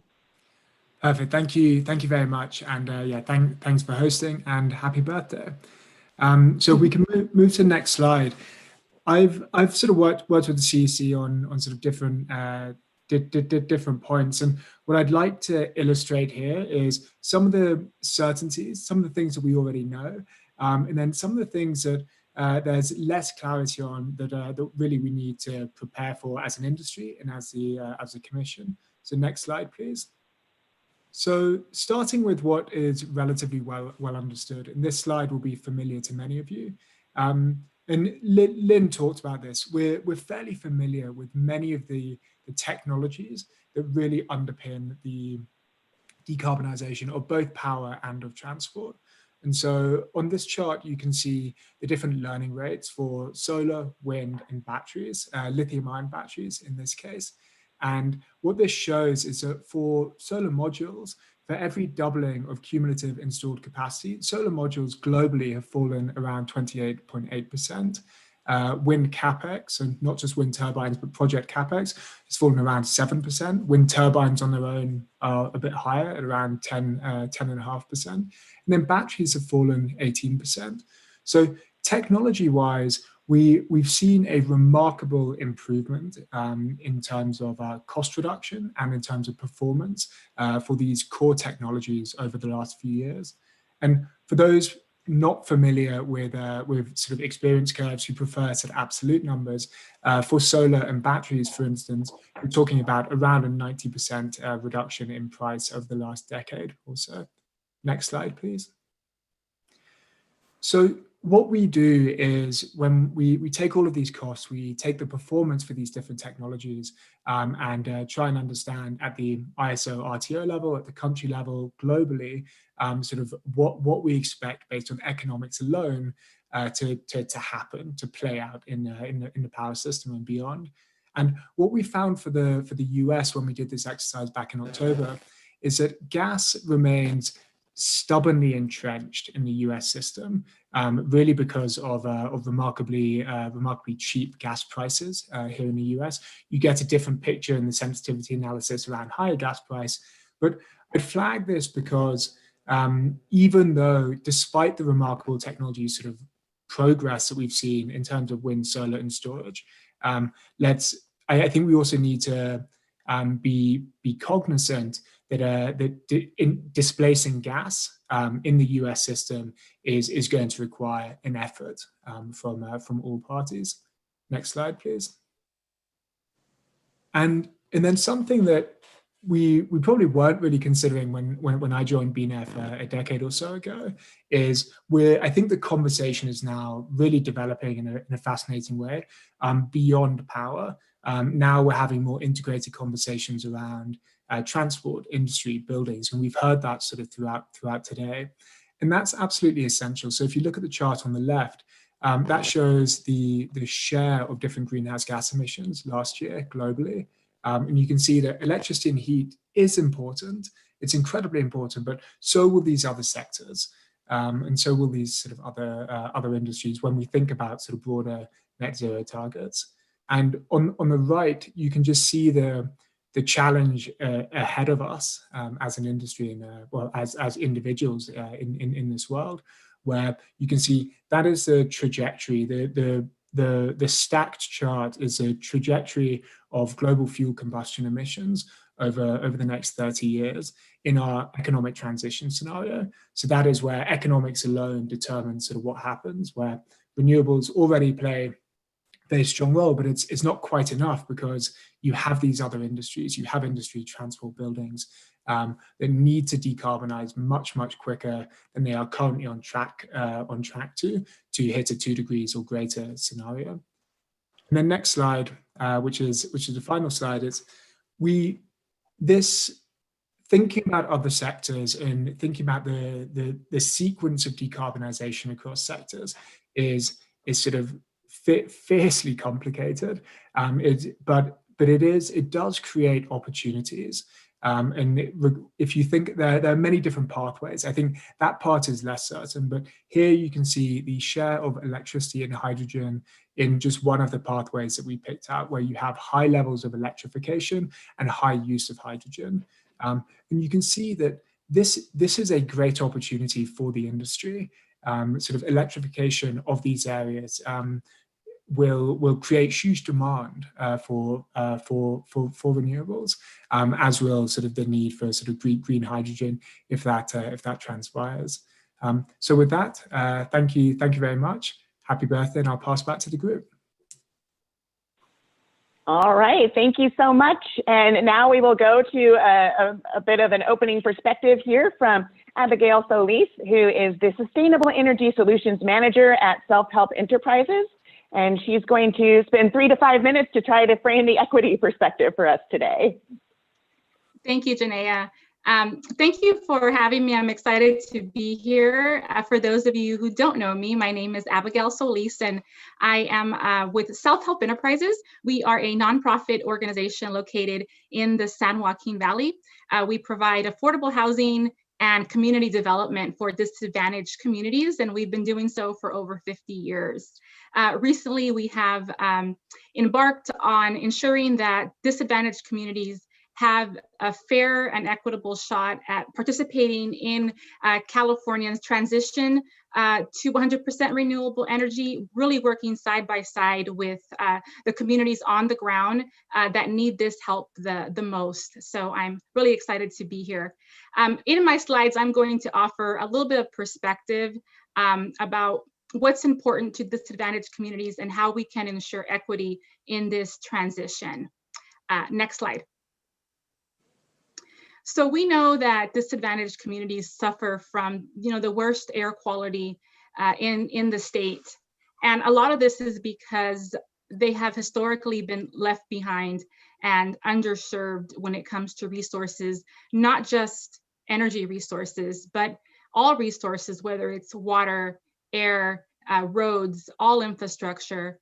And they are at a disadvantage because of this. And as a result, we know that many families are spending more of their already limited income just to make basic ends meet, more of their already limited income on utility bills. So for this reason, it's very important that when we think about a transition to clean energy, we do not leave behind the most vulnerable communities. Those that need it the most are disadvantaged communities. Next slide. In order to ensure that we equitably include disadvantaged communities, less resourced communities in this transition, it is absolutely critical to include meaningful community engagement. One thing that I have learned in my over 20 years of working in communities is that residents can tell you what their needs are. Residents know what they're going through, and they are the experts in their communities. We need to be reaching out to them. We need to be doing our part to hear directly from them about what their needs are. And the best way to do that is to engage with well-known, trusted, community-based organizations that are already doing this work on the ground. And I'd like to take this opportunity today to really encourage the California Energy Commission to continue to work with CBOs to get this work done. It is absolutely critical that when we think about research and technology projects, that we are always including and partnering with communities when we do this work. Next slide. It's absolutely critical that we continue to invest in clean energy and affordable housing. We know that by investing in affordable housing, it provides an opportunity to multifamily housing residents to be able to tap into resources like renewable energy that they normally wouldn't have an opportunity to benefit from. We also know that, more recently, in the last few years, affordable housing projects have been able to connect low-income residents with electric vehicle charging stations, as well as electric vehicle car share and ride share services like MioCar, one of the self-help programs that we provide to our residents. We have seen support in this area over the last few years. Definitely want to encourage resources to continue to flow that way, because we know that this affordable housing is where people of low income where they live and who need the resources the most. Next slide. And I'm just going to quickly end with this last slide. We have done so much in the last few years. Personally, I have seen a huge difference in the last 4 or 5 years in terms of what's available for communities to participate in this transition to renewable energy. However, there is still more work to be done. And I just quickly want to highlight the example of a community called Monterey Park Track as an example of some unmet needs and where we can, learn to do a little bit better. Monterey Park Track is a small disadvantaged community in Stanislaus County. When I say small, I mean there's only about 52 households there. And currently they are a community that uses propane gas. They never were connected to natural gas lines. And they received their electricity from Turlock Irrigation District. They have been looking for a way to transition off of propane and go, either natural gas or even better, 100% all electric with some sort of renewable energy. But because this community gets their electricity from a community-owned utility company, they do not qualify for most of the funding available through the CEC and other other resources out there because they are not direct customers of an IOU. As a result, these communities are still using propane gas, burning wood, and there's many other communities like this community, like Monterey Park Tract, that are currently unserved. I look forward to the opportunity to work with those on the panel today and the California Energy Commission to look for ways to be able to serve all communities, including Monterey Park Tract. Thank you.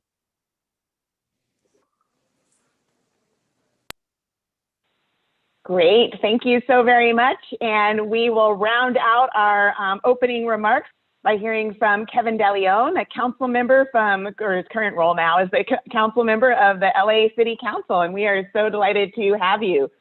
Councilmember DeLeon, please go ahead. Well, thank you so very much, Janaea, and to Andrew, as well as my very good friend, Mr. Chair, David Hochschild.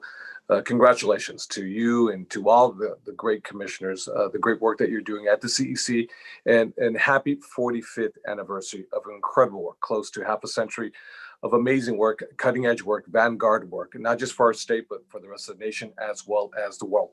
And because of that, I think we have a great story to tell, actually, in the state of California while we celebrate the 45th anniversary of the California Energy Commission. Now, let me go back a few decades back, before AB 32, the Global Warming Solutions Act, back to actually 2002, when we actually established the first renewable portfolio standard, the RPS, because back then the electricity market, it represented more or less about 50% of all greenhouse gas emissions in one of the world's most powerful economies.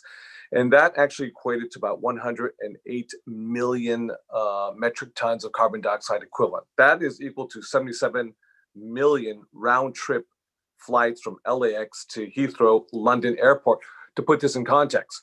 But what we did, which is that feel-good story that's had a huge, meaningful impact on the human condition, is that we went from 20% RPS to 33% RPS to 50%, and now etched in stone statutorily by the power and weight of law, 100% clean, zero carbon renewable energy. So today, our electricity market represents more or less about 60% millions of metric tons of carbon dioxide equivalent. So overall, it's about maybe 15 to 17% more or less output of greenhouse gas emissions. So that's a major reduction of 50 million of metric tons of carbon dioxide equivalent because of the power of policy. But also too, because during 2016, it was a very bleak period for the rest of the country, as well as the world, when we talked about fossil fuels, clean energy policies, the United States of America pulling out of the Paris Accords of 2015, our neighbors, whether it be Oregon, whether it be Washington, whether it be next door in Nevada, Arizona, or a state over in New Mexico, they, along with 17 others in total, subnational governments, have gone to 100% clean, zero carbon, renewable energy. So that is the power of subnationals. Now, I'm going to say a couple of things. One is, what's really critical for all of us is energy storage. When I did SB 100, I knew we could get to 80% technology-wise. The question is our bridge. And I think that energy storage is going to play a huge role. Solar and wind or intermediate and battery storage will be very key to unlocking that clean energy to its full potential. And there's more work to be done, without question, but it's the power of innovation. It is the power of technology. Second thing I think is very important to highlight what Abigail just mentioned, which is near and dear to my heart, is the vital importance to communities like mine that has 9 major freeways that crisscross the district like a hydra-headed serpent that chokes the air, the oxygen out of a young boy's, out of a young girl's lungs. And again, how we electrify our transportation sector is going to be so critical. And again, let me go back. Battery storage will be key to this transition. Now, kudos to the Energy Commission, because you will play a huge key role, as you are today. And I think that when it comes to the remaining bulk of our greenhouse gas emissions, not to mention dangerous particulate matter, ozone, that poisons, again, the lungs of our children, it's going to be very important how we unlock private capital. Private capital is going to be absolutely critical. I don't think there's enough money in our public coffers, whether it be at the state level or at the federal level. We're going to have to unleash that private capital that is sitting on the sidelines right now and get equity markets to really drive these investments that are going to be really key to meet our very ambitious target goals. Some folks would say very hubristic goals that the state of California has laid out. But let me say this. In a moment of great difficulty and tumult, California has always stood as a beacon of hope and opportunity.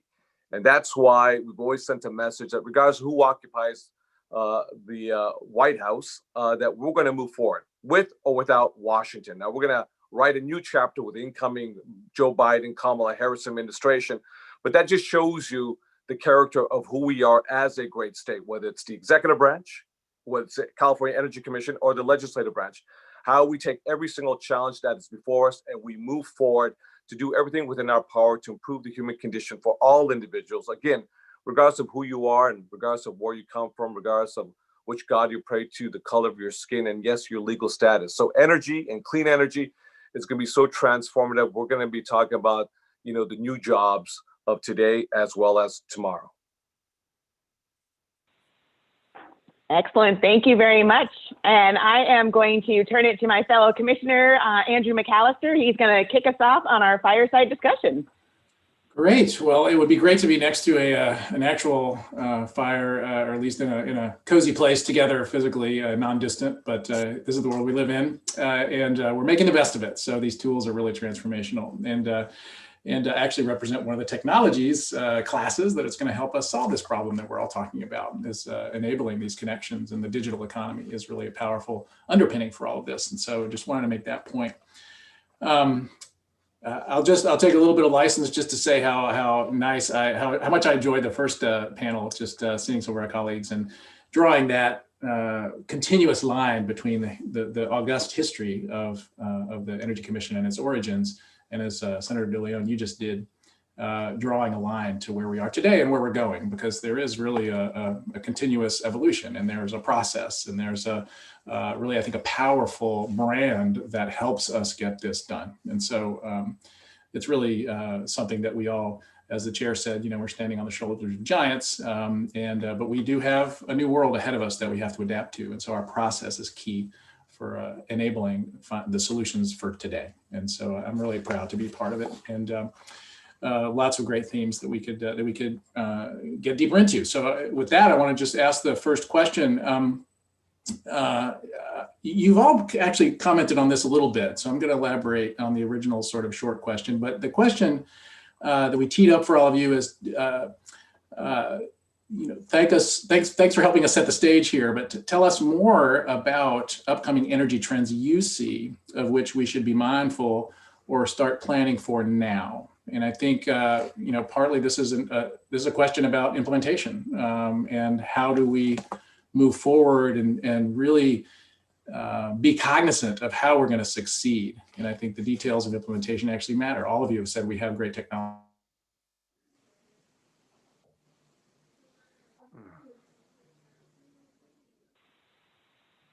Looks like he froze just a little bit on my end, but I think that he was just finished with the question.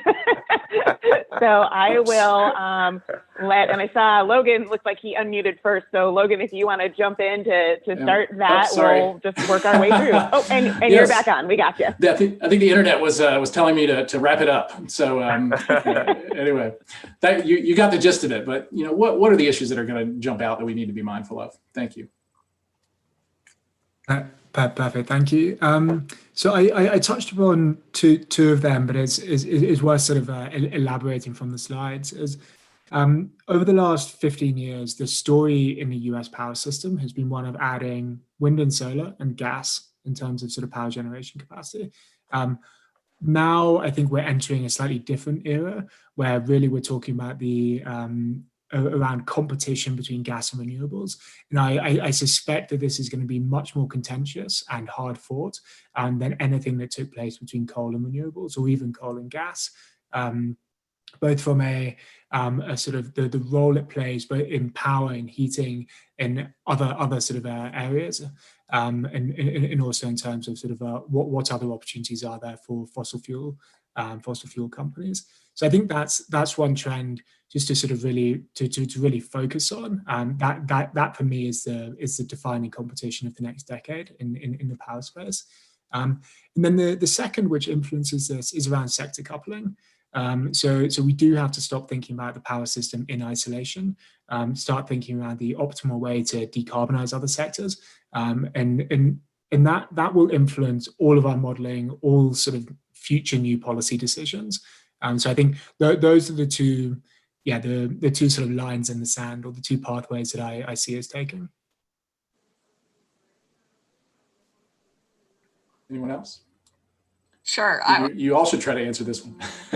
I would love to step in, and I realize I didn't introduce myself. So just I'm Lynn. I co-founded Sunrun, and I'm the CEO about 13 years ago, and we are focused on residential and multifamily. We've been big installers on low-income homes, and we are, just to sort of again underscore how the distributed system can grow quite rapidly.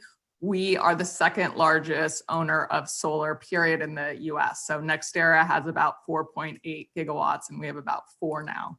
And, so there's two things that I would, hit on. One is that storage is everything. I completely agree. It's completely, storage and EVs have completely changed the game, and they are going to be the technologies that make a bulk renewable system work.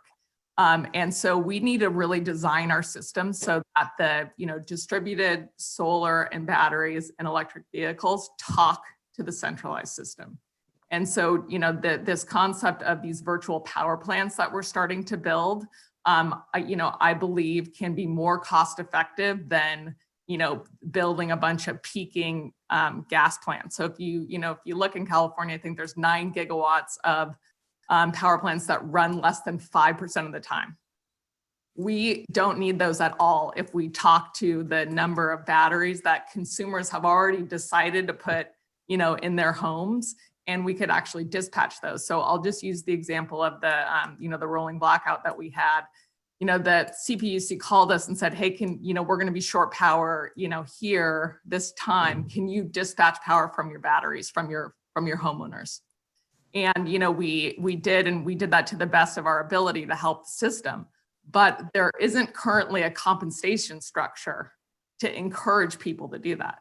So it's just an example of how we need to, coordinate that. And, then, the second point I would say is that we need to just get out of our own ways with the building codes and the patchwork, permitting systems and how hard it is to interconnect this. We have, if we look globally at the cost of rooftop solar and batteries, it is half the price as in California.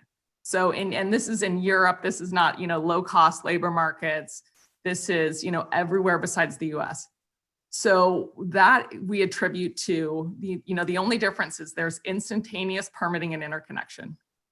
And, so if we were to be able to affect that and put that into place, it removes so much friction and so much cost and really doesn't cost us anything. So, if we, I just look right now at my own situation. I'm trying to get a bigger electrical panel. I'm trying to electrify my house. I'm trying to get a battery permitted.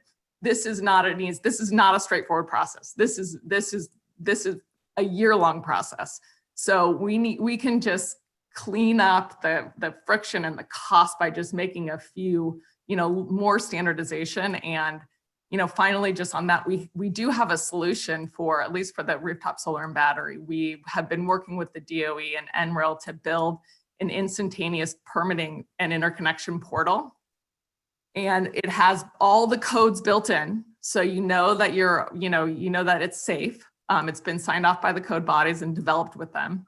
And if we can just get AHJs to adopt that, it would be a huge contributor in, reducing the costs and enabling people really to, electrify their homes. Because one of the benefits, and I'll finish here, but one of the benefits of the rooftop solar plus the battery is when you power the battery with solar, you get the 30% federal tax credit. So you really want to pair the, two together. At the same time, people, we can, as a business, we can install an electric vehicle charger for free. We can help the home to electrify their heating, likely for free again. So it's really, if we make this stuff easy, we can affect the change, very quickly. And as I mentioned in my opening comments, it will save people money as well. So we do not have to sacrifice to effectuate this future. It'd be great to hear about how we involve disadvantaged communities and also get capital, as Senator Leon, you said, get capital in this sector. Yeah, Andrew, I'm going to be very quick because I know Mona just sort of signaled to us we have 20 minutes left, and I think that was 5 minutes ago right there. So a couple things. One is I agree with Logan and Lynn, all of the above, ditto, ditto, ditto. It's about, battery storage. It's about unlocking capital and charging infrastructure. It has to be ubiquitous throughout the state of California. Because if it's not, then obviously only those who have the financial wherewithal and the highest educational attainment will be able to access the greatest, the latest, and most innovative and greenest technology. So we have to move intentionality and the power of law to actually democratize the benefits of our climate change policies. Looks like Abigail disappeared briefly. Well, why don't we move on to you, Vice Chair Scott? Yeah, why don't we go on to our, there she is. Here she is. I'm so sorry that lawn blower person is here. So I was trying to get them to stop for a minute. So yes, thank you. I apologize. If I could quickly answer the question about the upcoming trends and things that I think we should be mindful of. One thing that we've learned over the past year and a half as we work to electrify communities that are currently using propane or still burning wood is that we need to incorporate flexibility, and we need to make sure that we're planning to be flexible and adapt to unexpected circumstances that come up during implementation. When you talk about electrifying low-income families and disadvantaged communities, we know that many of the homes in these communities sometimes are substandard. We have come across unexpected remediation costs that need to be covered. We have come across rehab work that needs to be done, obviously electric panel upgrades that need to be done. All of these changes take additional time and additional resources that sometimes is not planned for. And we know that it's going to come up. So I want to make sure that we start to plan for these things early on. One thing that we've learned a lot about over the last few months is trying to electrify mobile homes that are not part of a mobile home park. In order to pull any permit to do any work, something as simple as swap out the water heater takes a permit, which requires a mobile home to be registered. And many community residents have no idea what that means. That caused a hurdle, time delays. So we need to be flexible when allocating funding and when administering programs. On the ground reality, things come up. COVID is an example. Who would have thought this would come up? But ensuring that our programs allow for this flexibility in funding and administration of programs. And the other thing I quickly want to say is we need to start better planning for the nexus between water and energy in our disadvantaged communities. Many of our small communities receive their water from a small public water system. And if we can help that water system lower their energy cost, that is a direct benefit to residents because that means a lower monthly water bill. So I think that there is opportunity for the community, the CEC and the community to work together and bring programs and resources to the actual water districts so that we can lower the water district's bill with solar and other great technology out there. As a result, our customers will have a lower water bill, which is a very important utility that we should also consider. Thank you. Thank you. I'm going to ask our second question, and I'm wondering if you all would each share a story with us about a time that you've worked with the Energy Commission that really kind of highlights our skill set and our ability to help successfully shepherd in this clean energy transition. So a time that you've worked with us where we demonstrated in action or showed a skill set that you believe will prepare us well to help us get to 2035 goals, 2045 goals and beyond. And Why don't I start with Councilmember DeLeon? Okay, listen, I think you guys have done an outstanding job when it comes to energy efficiency, when it comes to reducing our energy load.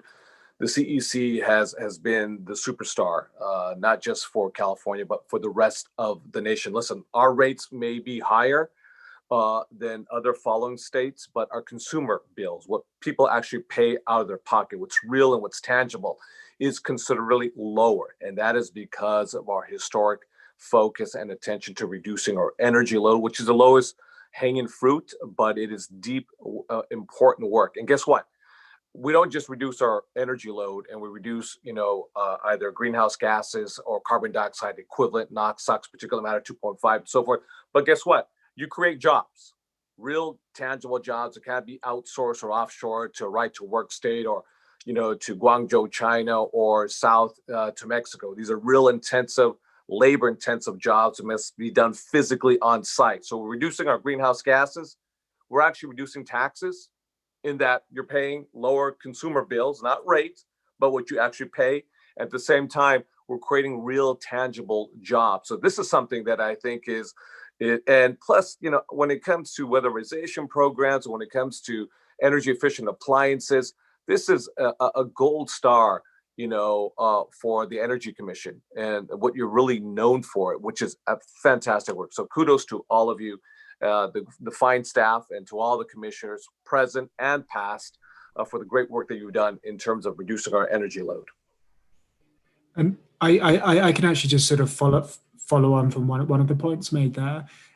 My example relates to the CEC's sort of early work actually in identifying an opportunity, developing lithium resources in California.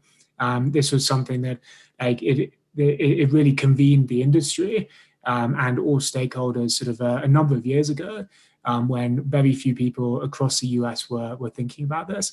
And with the establishment of the Lithium Valley Commission, now you actually see California sort of in a similar position to sort of European efforts and efforts from other nations, where they're trying to think about not only decarbonization, but national security and economic security and local jobs.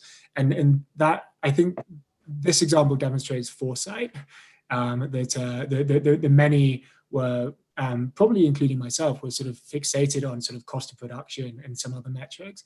Actually, the CEC was really instrumental in identifying an opportunity there that hopefully we'll see progress over the coming years.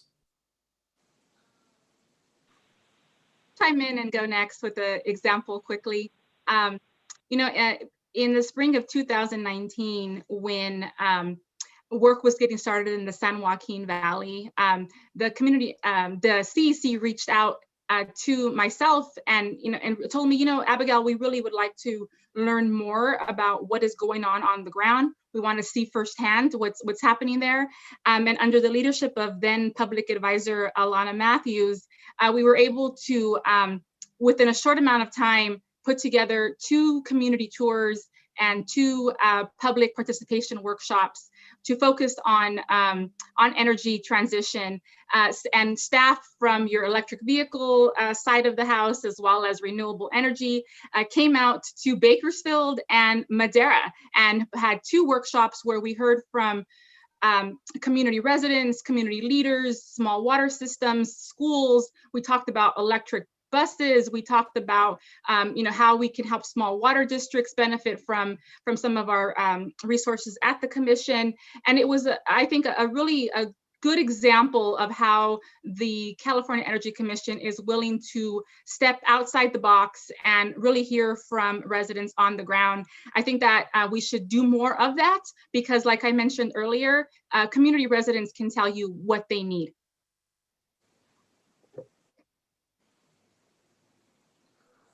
Looks like it's me. I would love to just quickly address the equity issue because I know that was a quick question. I think, we really do have some great outstanding programs in California with the SOMA program to encourage solar on low income. And we personally have made a 100 megawatt commitment to serve that market.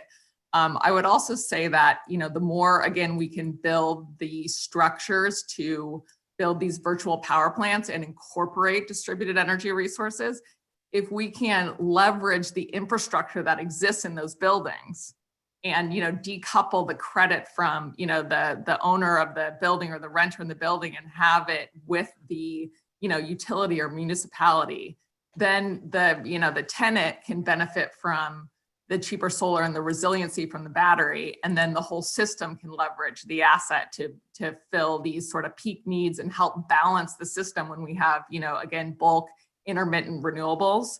So that plus the combination of the fact that it's a major job creator, again, the distributed assets, as well as it's just lower cost for the entire system.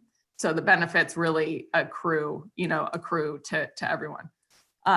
In terms of this, the CEC and the leadership here, it's just amazing to watch, and I'm proud because I think the new homes mandate, the building codes that the appliance standards, the things that we put into place here are noticed worldwide, and they're setting a great example that this, again, this is a better way to be. It's a better way to live, for all of us. And so I just again. Really proud to be here and celebrate with you all. Oh, great. Well, thank you all for those terrific comments. I think so we have a little bit less than 10 minutes. We have about 8 minutes left. So I think I'm gonna, if it's okay with Vice Chair Scott, I'm gonna sort of craft the final question and ask you to kind of wrap up with some, all right, that's thumbs up. Wrap up with some final comments that I'll just kind of frame. I've heard really three things here. One, in terms of the challenges and direction forward, right, which is the topic of this panel. Regulatory solutions. We do need sort of regulatory streamlining, I guess, trying not to use that term in the loaded sense, but just some collaboration across agencies, building on the great collaboration we already have, but certainly sort of making sure that we don't have any own goals going forward. So that's one. Fluency in communications. I think our process is actually pretty darn good. We've done a lot to strengthen it, certainly on the equity side, but we are one agency based in Sacramento. And I think given us the diversity that we have in California, culturally and linguistically and demographically and every other way, how can we do better in that sense? The solutions have to apply, as Abigail and others have said. We got to get into actual buildings to retrofit them with actual inhabitants to enhance their broad quality of life. It's not just about the little slice that we tend to look at, which is energy. And then third, I watched with my kids the other day the movie Moneyball, right? Oakland A's, and using the innovation economy and a rich data analytics approach to do better and optimize resources, right? And I think we're really on the path to doing that in the operation of all of our energy systems. But Logan in particular, but others have sort of emphasized the need to have enhanced understanding of what's going on in the marketplace. So the regulatory piece, the cultural piece, I'll call it, and the data piece. Anything you might suggest to help us do better going forward for the next 45 years in those realms? Sure, I can sort of kick off there. Please. I think the key will be stop thinking linearly. In terms of sort of what needs to take place over the next sort of 20, 30 years, or even over the next sort of few years, like the scale and pace of decarbonisation across the industries that you and Janae have sort of flagged is unprecedented, and that word has been overused this year more than any. But I think what we're doing internally is actually sort of trying to strip out some of the sort of very reasonable assumptions that we have and replace them, at least for sensitivity analysis, with unreasonable assumptions, because actually reasonable doesn't get you to net zero. And it certainly doesn't get you to net zero on the time frame that we're planning for. So I think in that really applies across the different segments, whether that's the sort of the analytics piece, whether that's the cultural piece. And yeah, so think more, be more unreasonable, I guess. I would just say, really longer term, planning about how we get to this future. I think we make a lot of our, energy decisions and build on what's the next lowest marginal cost, thing that's consistent with our decarbonization goals. And I think that's very short-sighted and doesn't account for the speed and pace of technology. It doesn't anticipate the continued cost reduction curves of the distributed assets, of the solar, of the battery, of the vehicles. And so I think if we don't anticipate that in our planning, we will overbuild the current centralized structure, which everyone will suffer from, and we won't hit the decarbonization goals as fast as we can.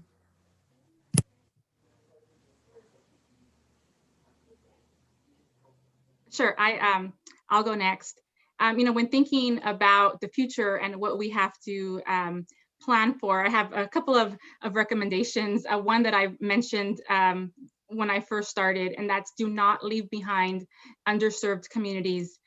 We cannot meet our energy goals without including the state's most vulnerable and disadvantaged residents. So everything that we do must include them. When we talk about equity, to me, equity means ensuring that those who need it the most have a real chance from the start. And really what that means is ensuring that all communities have an opportunity to participate from the beginning. That means ensuring that small disadvantaged communities that are usually left out, make them aware of your funding opportunities. There are many communities that have never heard of the Energy Commission's programs before, believe it or not. So what can we do to make sure that everyone is aware, understanding that these small communities don't have staff to write grants or proposals for them, and how can we make sure that they still have a shot? Completely 100% want to make sure that we eliminate first come, first serve awards basis types of programs. We need to make sure that we are allocating funding based on merit, based on need. The communities that need it the most should be receiving the resources.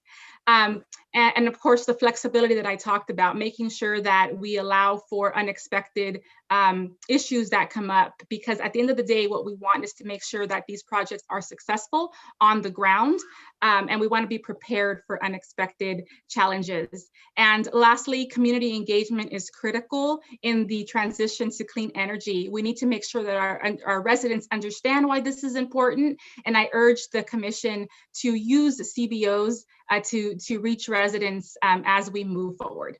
Thank you. Great, thank you so much. And I'll council member Senator DeLeon, if you want to wrap up, and then we'll pass it back to Vice Chair Scott. Thank you very much, Andrew, and thank you very much as well, Madam Vice Chair Janaea Scott. A couple things. I actually wrote a couple notes here, just very quickly to sort of kind of close it off.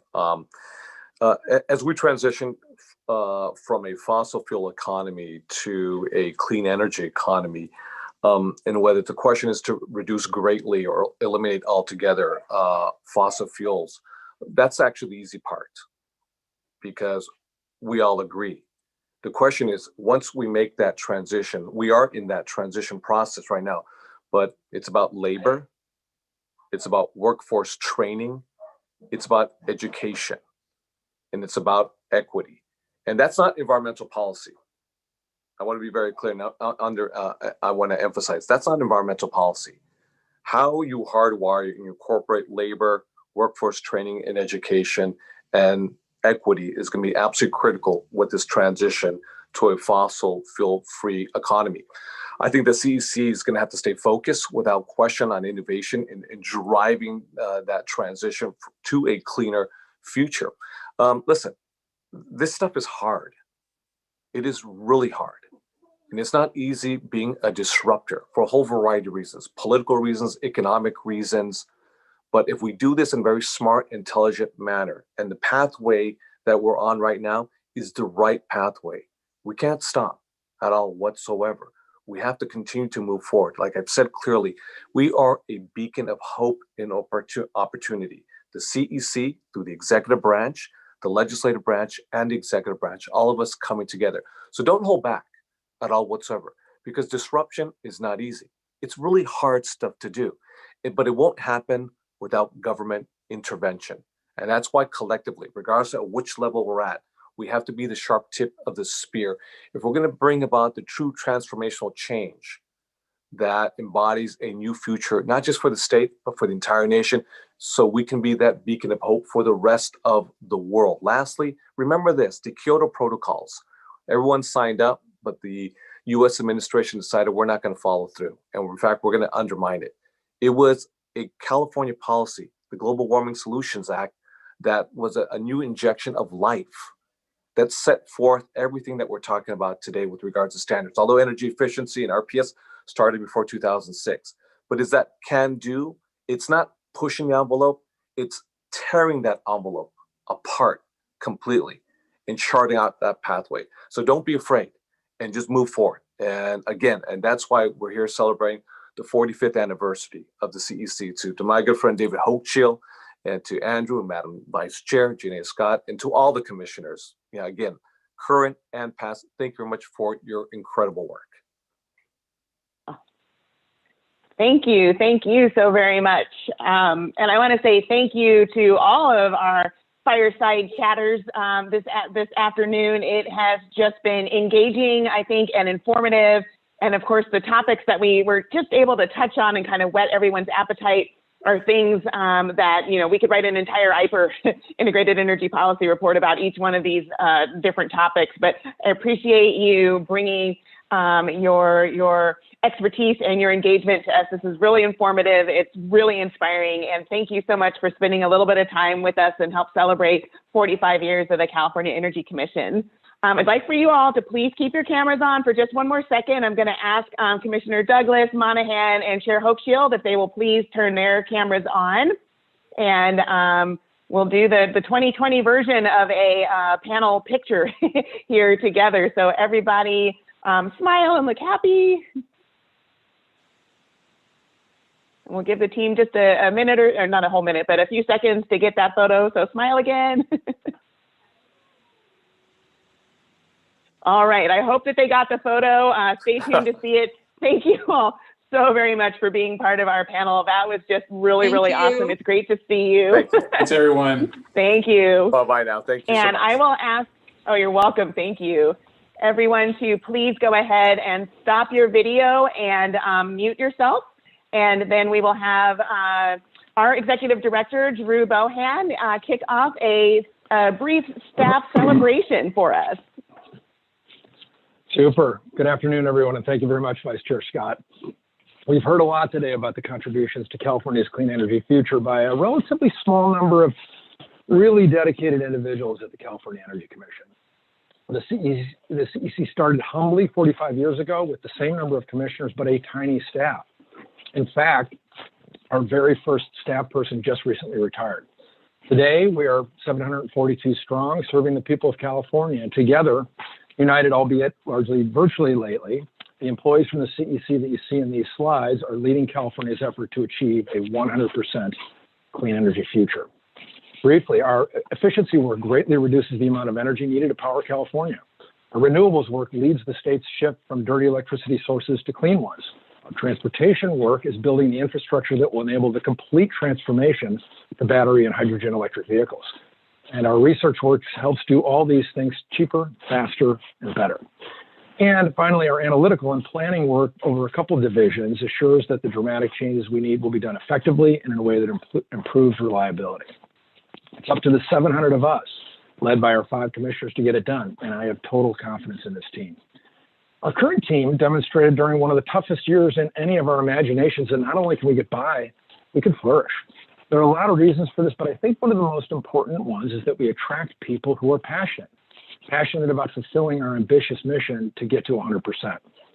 We don't have one picture that captures all of our staff, but these slides you see capture some of the great moments over the years, including a few of our annual awards ceremonies, where we take a moment to honor colleagues who've made truly special contributions in a particular year. As noted earlier, our proud 45-year history was built on the shoulders of many people. Some are no longer with the CEC, but we have nearly 70 staff members today who have been with us for 20 years or longer. This morning, I want to spend just a minute to very briefly acknowledge staff who joined us in CEC's very first decade. We'll start with the folks who joined us over 35 years ago and then move to the folks who joined us over 40 years ago. First up, Lori Tenhope. She began her career with the CEC 35 and a half years ago. She's held a number of key positions over that time. And for the last decade, she's been our leader of the research division. In fact, her 10-year anniversary as deputy of that division is this month. We have a lot of people to thank for the tremendous success of our energy research program. We saw Bob earlier in an earlier panel as just one of them, but Lori is at the top of my list. I've been honored to get to know her and some of the other long-timers I'm going to mention today over the years. And I could go on for a long time properly describing the contributions of each of their careers, but I need to keep it short, and I just want to say thank you. Next up, Mazi Shirak, who recently earned our Lifetime Achievement Award for the incredible contributions he's made to building efficiency over the years. Mazi's name has become synonymous with building efficiency. He started a month after Lori, 35 years ago. And a little known fact, the picture on the left is actually the official cast headshot used for Mazi on his guest appearance on Hawaii Five-0 in 1974. Signed copies are available for a small donation. Modern Mazi is shown on the right with his two adorable daughters. Next up, after a month after Mazi joined, Moy Lynn Tran took a job at the CEC. Moy has the distinction of spending her entire 35-year career with the CEC in one unit, the Chief Counsel's office. She worked her way up from a seasonal clerk to her current position as the office manager of the entire admin support unit in the Chief Counsel's office. Next up, Jennifer Allen. 1985 was a big year for bringing on staff who wanted to stick with the CEC. She's our fourth person who joined in 1985. And Jennifer's career has been marked by extraordinary generosity, particularly recently as she has readily shared her deep experience with her colleagues. She spent the bulk of her career in the renewables division, but has spent the last several and is currently working as our EV charging infrastructure supervisor in the fuels and transportation division. Big job. Good luck with that. And finally, in the first tranche is Barbara Kroom. Barbara just celebrated her 38th anniversary at the commission. She spent most of her time in the research division and is currently assisting the energy assessments division, providing a wide range of support to all of the AD's efforts. In addition to those 5 outstanding individuals, we have 4 who have been with us for at least 40 years. Let me briefly go through each of those. First up, Al Alvarado. Al has been with us for 40 years and has served in a variety of capacities. Over the years, Al's willingness to step up and take on any assignment, regardless of the challenge, has afforded him the opportunity to contribute his talents throughout the organization. In particular, Al's leadership in resource and transmission planning have helped build our deep expertise in both of those areas. Currently, Al is an OM in the Energy Assessments Division. Next up, clocking in at 41 years, is Melissa Jones. She's held a variety of positions throughout the organization, including executive director. Her incredible writing ability has allowed her to play a critical role in projects and shaping policy across all our divisions. I've seen her take some tangled messes, including some I've had a hand in authoring myself, and turning them into symphonies. Melissa, thank you. Melissa currently serves as a senior analyst in the Energy Assessments Division. Virginia Liu, next up. She's got a lot of competitors for this honor, but Virginia may just be the nicest person I've met at the CEC, and one of the most reliable, with meticulous attention to detail. Virginia's preference, however, is to shine a light on others, and she'll likely try to give credit to someone else for her remarkable achievements because she truly is the definition of the selfless public servant we all aspire to be. Virginia's been with us for 43 and a half years and is currently an OM in our R&D division. And finally, drumroll, our current record holder, Tim Olson, who started as a student assistant in 1977 at age 6, before becoming an energy analyst the next year in 1978. Tim's innovative and consistently positive spirit has supported him in a number of important positions, including as a commissioner's advisor. He is a deep wellspring of information on a very wide range of topics and is currently an OM in the Fuels and Transportation Division. Lori, Ozzie, Moy, Jennifer, Barbara, Al, Melissa, Virginia, and Tim, and all the other staff who have devoted a significant chunk of their personal lives to serving the California Energy Commission. Humbly and on behalf of the commissioners, your colleagues at the Energy Commission and all Californians, thank you. And thank you to everybody else who has served alongside these folks and our entire CEC staff. Thank you very much.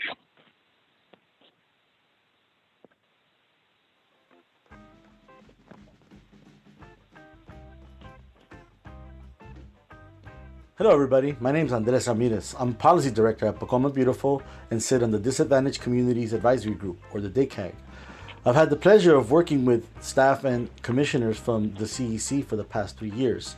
I've been inspired by their commitment to equity and a clean energy future for the state.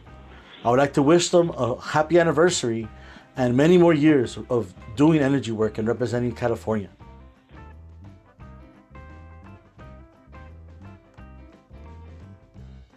This is Jay Dickinson. I am the Chief Consultant at the Assembly Appropriations Committee. And for 2 years, I was the Legislative Director at the Energy Commission. I'd like to thank the Energy Commission and all its staff for all the work that you do, not just the higher profile things, but issues like lighting quality standards or forecasting of energy supply and demand. That work is absolutely critical to our transformation to a clean energy economy. So thank you so much for doing it. A very brief and I think funny story about the commission is this. There was once a legislator who was very upset with the commission for things the commission had supposedly done. And as this legislator railed and railed to me about the commission, I realized they were not talking about the Energy Commission, but about another state agency. And so I pointed this out, and the legislator looked at me and said, wait, the Energy Commission, those are the good guys, right? And I nodded my head and I said, yeah, those are the good guys.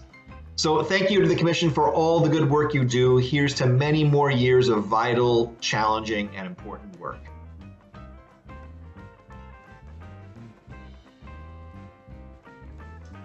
Happy birthday, California Energy Commission. My name is Angelina Galiteva, and I'm the chair of the board of the California Independent System Operator.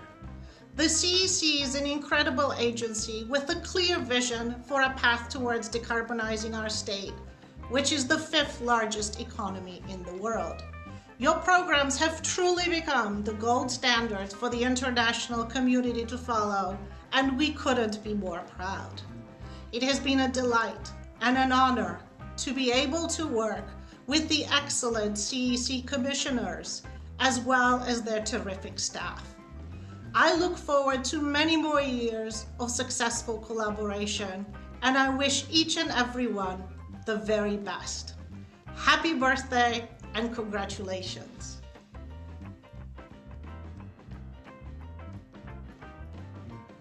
Hi, this is Elliot Mainzer. I'm the new president and CEO here at the California Independent System Operator, and I wanted to wish all of the people of the California Energy Commission a very happy 45th anniversary. Congratulations on this tremendous milestone. I'm relatively new back here to California and really excited to work with all of you. I've been a huge fan and big admirer of the Energy Commission for many years. I have a number of friends that have worked there, had a chance to meet some of your previous commissioners, and I just couldn't be more excited to have been getting to know David and others there and building a strong foundation for a great working relationship here in California. So you guys have done so much for our industry and for the future of clean power in California, and couldn't be more excited to work with you in the months and years ahead. So congratulations on this tremendous moment. Happy 45th anniversary, and I look forward to working with all of you in the months and years ahead. All my best. Cheers.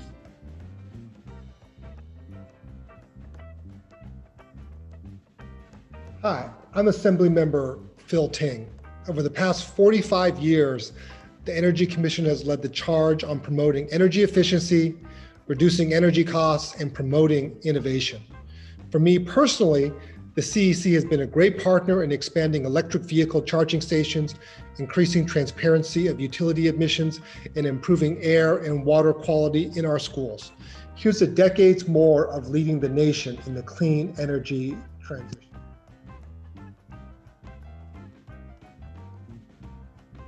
I'm Wade Crowfoot, our California Natural Resources Secretary. Happy 45th birthday, California Energy Commission.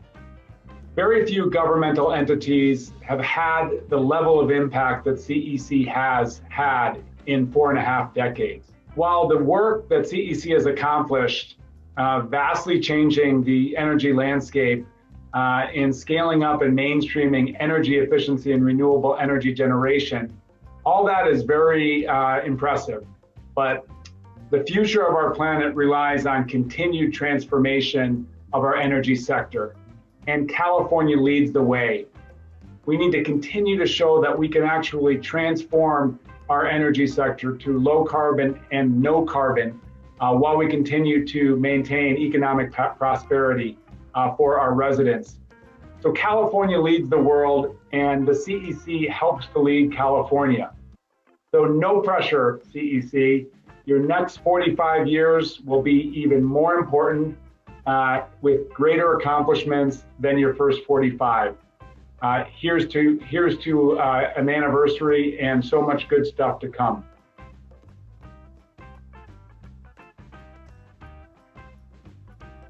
USC Schwarzenegger Institute congratulates the CEC on their 45th anniversary, and we look forward to continuing to work with you in the future. Hi, I'm Fran Pavley, and my favorite moment during the past 45 years was being able to recognize Dr. Arthur Rosenfeld on the floor of the Assembly as the recipient of prestigious 2005 Enrico Fermi Award for his lifetime achievement in the field of energy efficiency. I learned from Dr. Rosenfeld that it's far cheaper and smarter to invest in energy efficiency than build new power plants. Congratulations, CEC.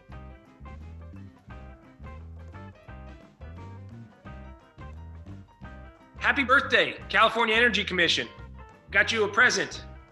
45 years old, congratulations. I don't know what you want to do with this. Maybe put it in a museum somewhere because you have truly lit the way for the future. Somehow in the 45 years of your existence, the state has doubled in size, and yet thanks to the Rosenfeld effect, named after the late great Art Rosenfeld, one of the godfathers of the California Energy Commission, we've managed to double in size and yet be using the same amount of power to run this state. Technology innovation is there, and you've driven the policy innovation that's allowed that to happen. But human innovation is not subject to a Rosenfeld effect. There is no replacement for that one-to-one-to-one human energy that truly powers progress. So I'm counting on everyone, staff, commissioners, and the chair at the Energy Commission to keep putting all their might into power and progress into the future, and know that we stand behind you in the legislature, but more importantly, the people of California stand with you. So if you keep lighting the way, we'll follow your path. Onward, we'll get through this together.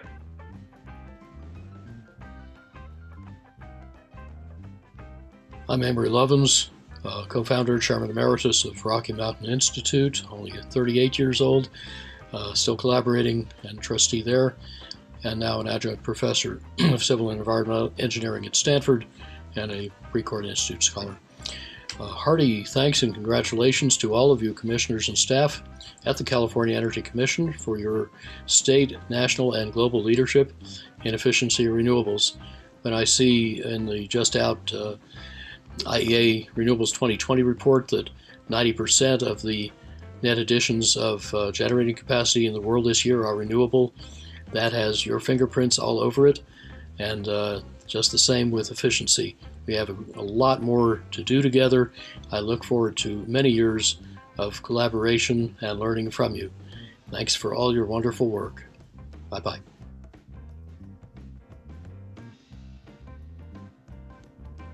Happy anniversary, Energy Commission. I'm Kate Gordon. I'm the director of the Governor's Office of Planning and Research, and I'm lucky enough to get to work with the Energy Commission all the time on making sure we meet our climate goals and get clean and affordable and accessible energy to Californians.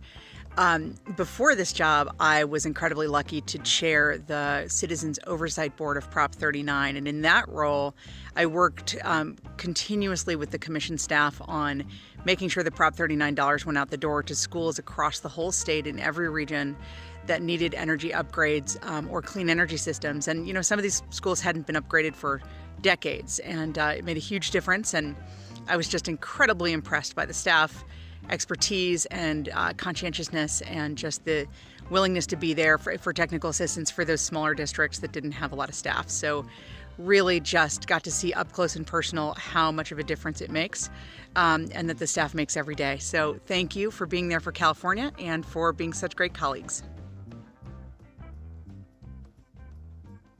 Hello, I'm Jack Broadbent, Executive Officer of the Bay Area Air Quality Management District. The California Energy Commission has been a valuable partner over the years on the development of energy efficiency, renewable energy measures, and alternative fuels.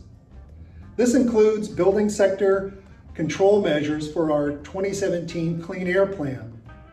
We look forward to CEC's continued collaboration to achieve building electrification and meet statewide greenhouse gas goals. The Bay Area Air District wishes the California Energy Commission a happy 45th anniversary.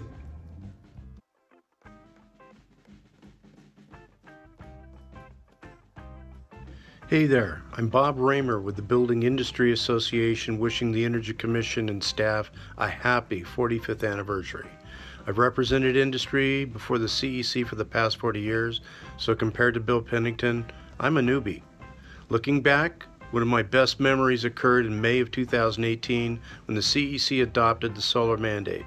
News outlets were stunned to find that CBI supported the mandate, and as a result, I spent the next 3 weeks doing interviews with the press.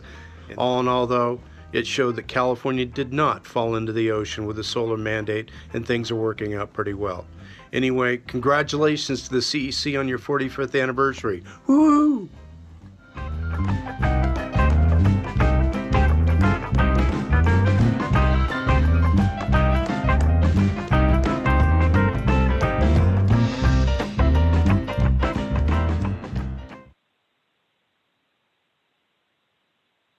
All right, and with that, I would like to invite Commissioner Patty Monahan to provide some closing reflections for us. Thank you. Well, I got to say, I feel extremely inspired, and I want to thank Vice Chair Scott for doing a bang-up job, and Lindsay Buckley and many other folks on this 45th anniversary event. I don't know about the rest of you, but I have been so inspired, and I got teary-eyed a number of times, but it just really makes me really proud and honored to be part of this organization with such a long and storied history. So as we celebrate the 45th anniversary of the Energy Commission, it is only fitting that the newest and the oldest commissioner close out the event. So I was appointed by Governor Newsom in early 2019, and I joined the commission in mid last year. I was filling the scientist slot, so I was trying to fill the very, very big shoes left by Chair Weisenmiller. And I feel lucky because I was confirmed by the Senate literally weeks before the shutdown. So I could easily have been sent home, not been confirmed by the Senate because of other priorities, been sent home and be knocking on doors for a job in the midst of a pandemic.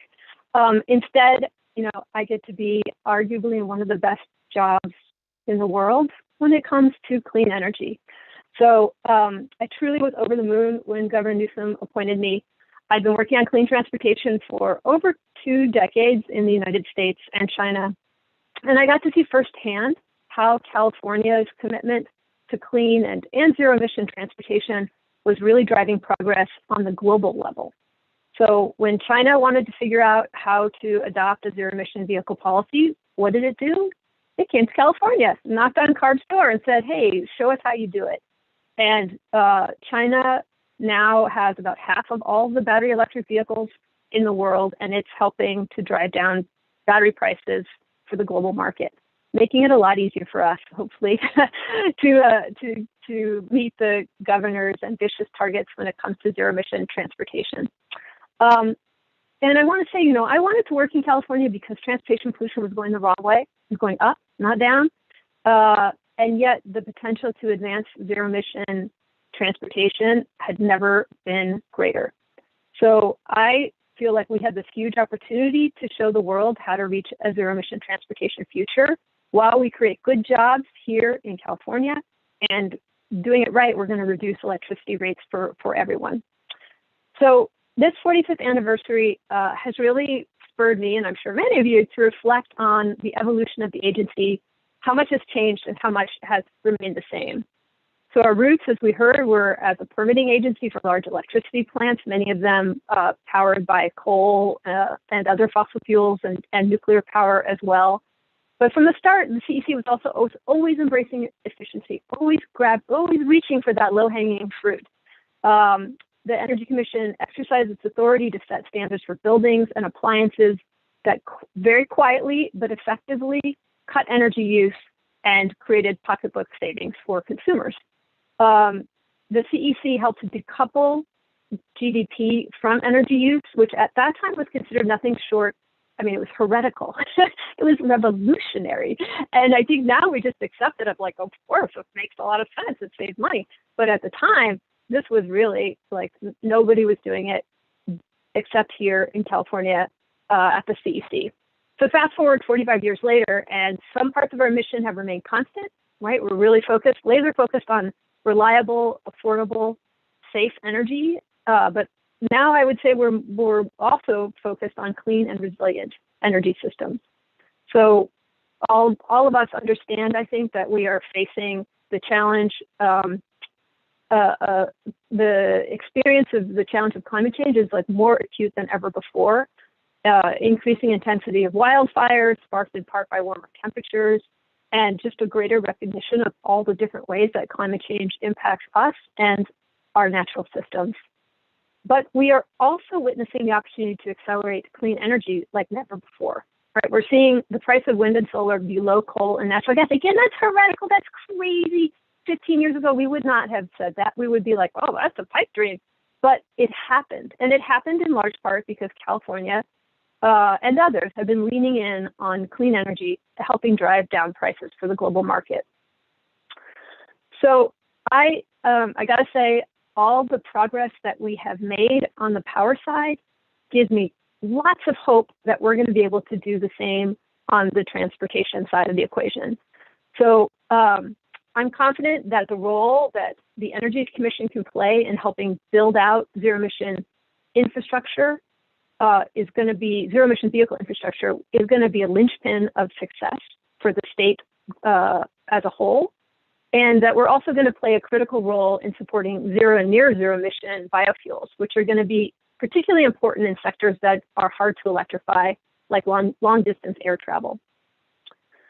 So I want to spend a moment just talking about diversity. We've heard a fair amount today about the importance of ensuring that disadvantaged communities benefit, but I was really struck by Karen Edson's comment that there was a women's seat on the commission. I want to say that when I joined the commission, it was the first time in the history of the Energy Commission that there is a majority of women on the commission. But I want to be clear that there is a lot more that we need to do as a commission and as a society to address social inequities. I think the murders of George Floyd, Breonna Taylor, and many others have highlighted how much work we have to do as a society and as individuals to address systemic racism. As Abigail Solis emphasized, the data is clear that disadvantaged communities face a disproportionate level of pollution. And we need to make progress as an agency and as a state to ensure our investments benefit all Californians, and particularly those living in disadvantaged communities. The Disadvantaged Communities Advisory Group has given, I know me, a lot of really great advice on the Clean Transportation Program, Vice Chair Scott on the EPIC program, and we are listening. We want to be better, and we want to do more to ensure that our investments provide concrete benefits to disadvantaged communities. I've been particularly proud of the CEC for taking an active role in promoting inclusion, diversity, equity, and access, and having the best acronym ever, I would argue, the IDEA Initiative. So Courtney Smith, Carousel Gore, Noemi Gallardo, and Darcy Hauk have been really spearheading this for the CEC, and I just feel like this is a way that we can make progress supporting our staff, our grantee network, and California broadly. So I want to finish. I know everybody wants to eat lunch, but as the newest commissioner, I just want to say how I've been just blown away by how collaborative the CEC community is. And from the commissioners to management to staff, the CEC manifests low ego together with high competence, and that is wonderful. I just can't emphasize enough how honored I feel to be part of a team that is really suited up to meeting the challenge of decarbonizing our energy system while making sure it's affordable, reliable, and safe.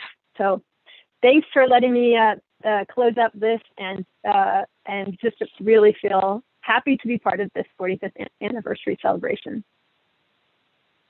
You betcha. Thank you so much for those wonderful closing remarks. I would like to invite the commissioners, past and present, who are on the call here to please turn on your camera. We're going to get one more photo. So I don't know if Commissioner Douglas or Commissioner Sharpless or former Chair Weisenmiller are available, but if yes, please turn on your cameras. We'll give just another quick beat. And then we'll do the happy smile again for our for our photos.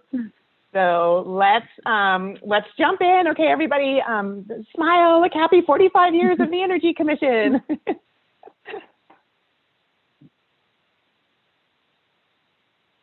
Okay, I'm gonna hope that they got that photo, but keep smiling. All right, it is so wonderful to celebrate 45 years of the California Energy Commission with all of you. It's just really been a thrill and a pleasure to get to think through and really highlight some of the work that we've done at the Commission. I do want to say that it took a village to put our event together today. And so you can see here on your screen the names of the folks who helped put this together. I want to say a hearty thank you to everyone for helping to make today's event the wonderful celebration that I think that it was, and for the quick adaptation, again, that we've all had to make to this virtual world here in 2020. And I also want to say a huge kudos to all of the more than 700 Energy Commission staff. There wouldn't be anything for us to celebrate without your accomplishments, without the dedication that you show each and every day to the people of California. So just a huge shout out, a big kudos to all of the Energy Commission staff. And with that, I mentioned earlier, we weren't able to show all of the videos. I want to say thank you to everyone who participated in our celebration.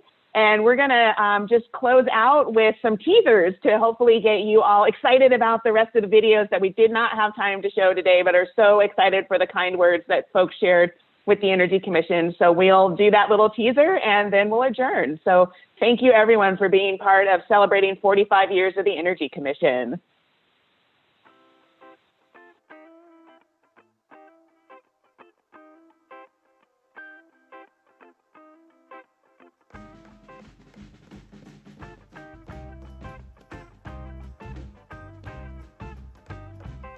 Hi, I'm Marlon Orchard.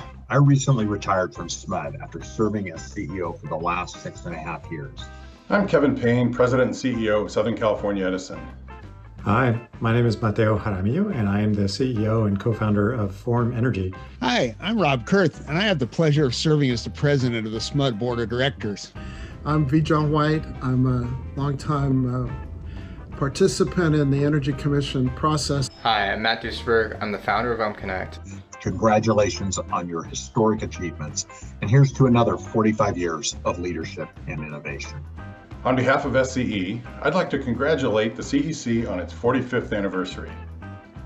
Happy anniversary to the California Energy Commission.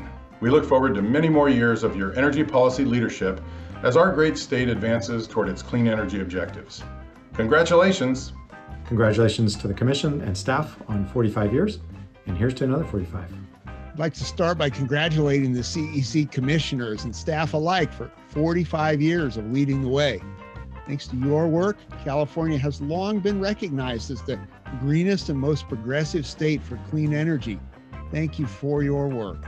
I wish you all congratulations. And I want to particularly thank all the commissioners that have served over the years. It's been a really distinguished group. And to the staff, which has built a very solid reputation around the world for its leadership and innovation. Congratulations to our friends at CEC for 45 years of triumph in the energy business. I wanted to thank the CEC for their dedication to get to 100% clean energy, and I'll turn it over to the team to give you a proper thank you. Thank you, CEC. Happy 45th anniversary, Energy Commission! Yay!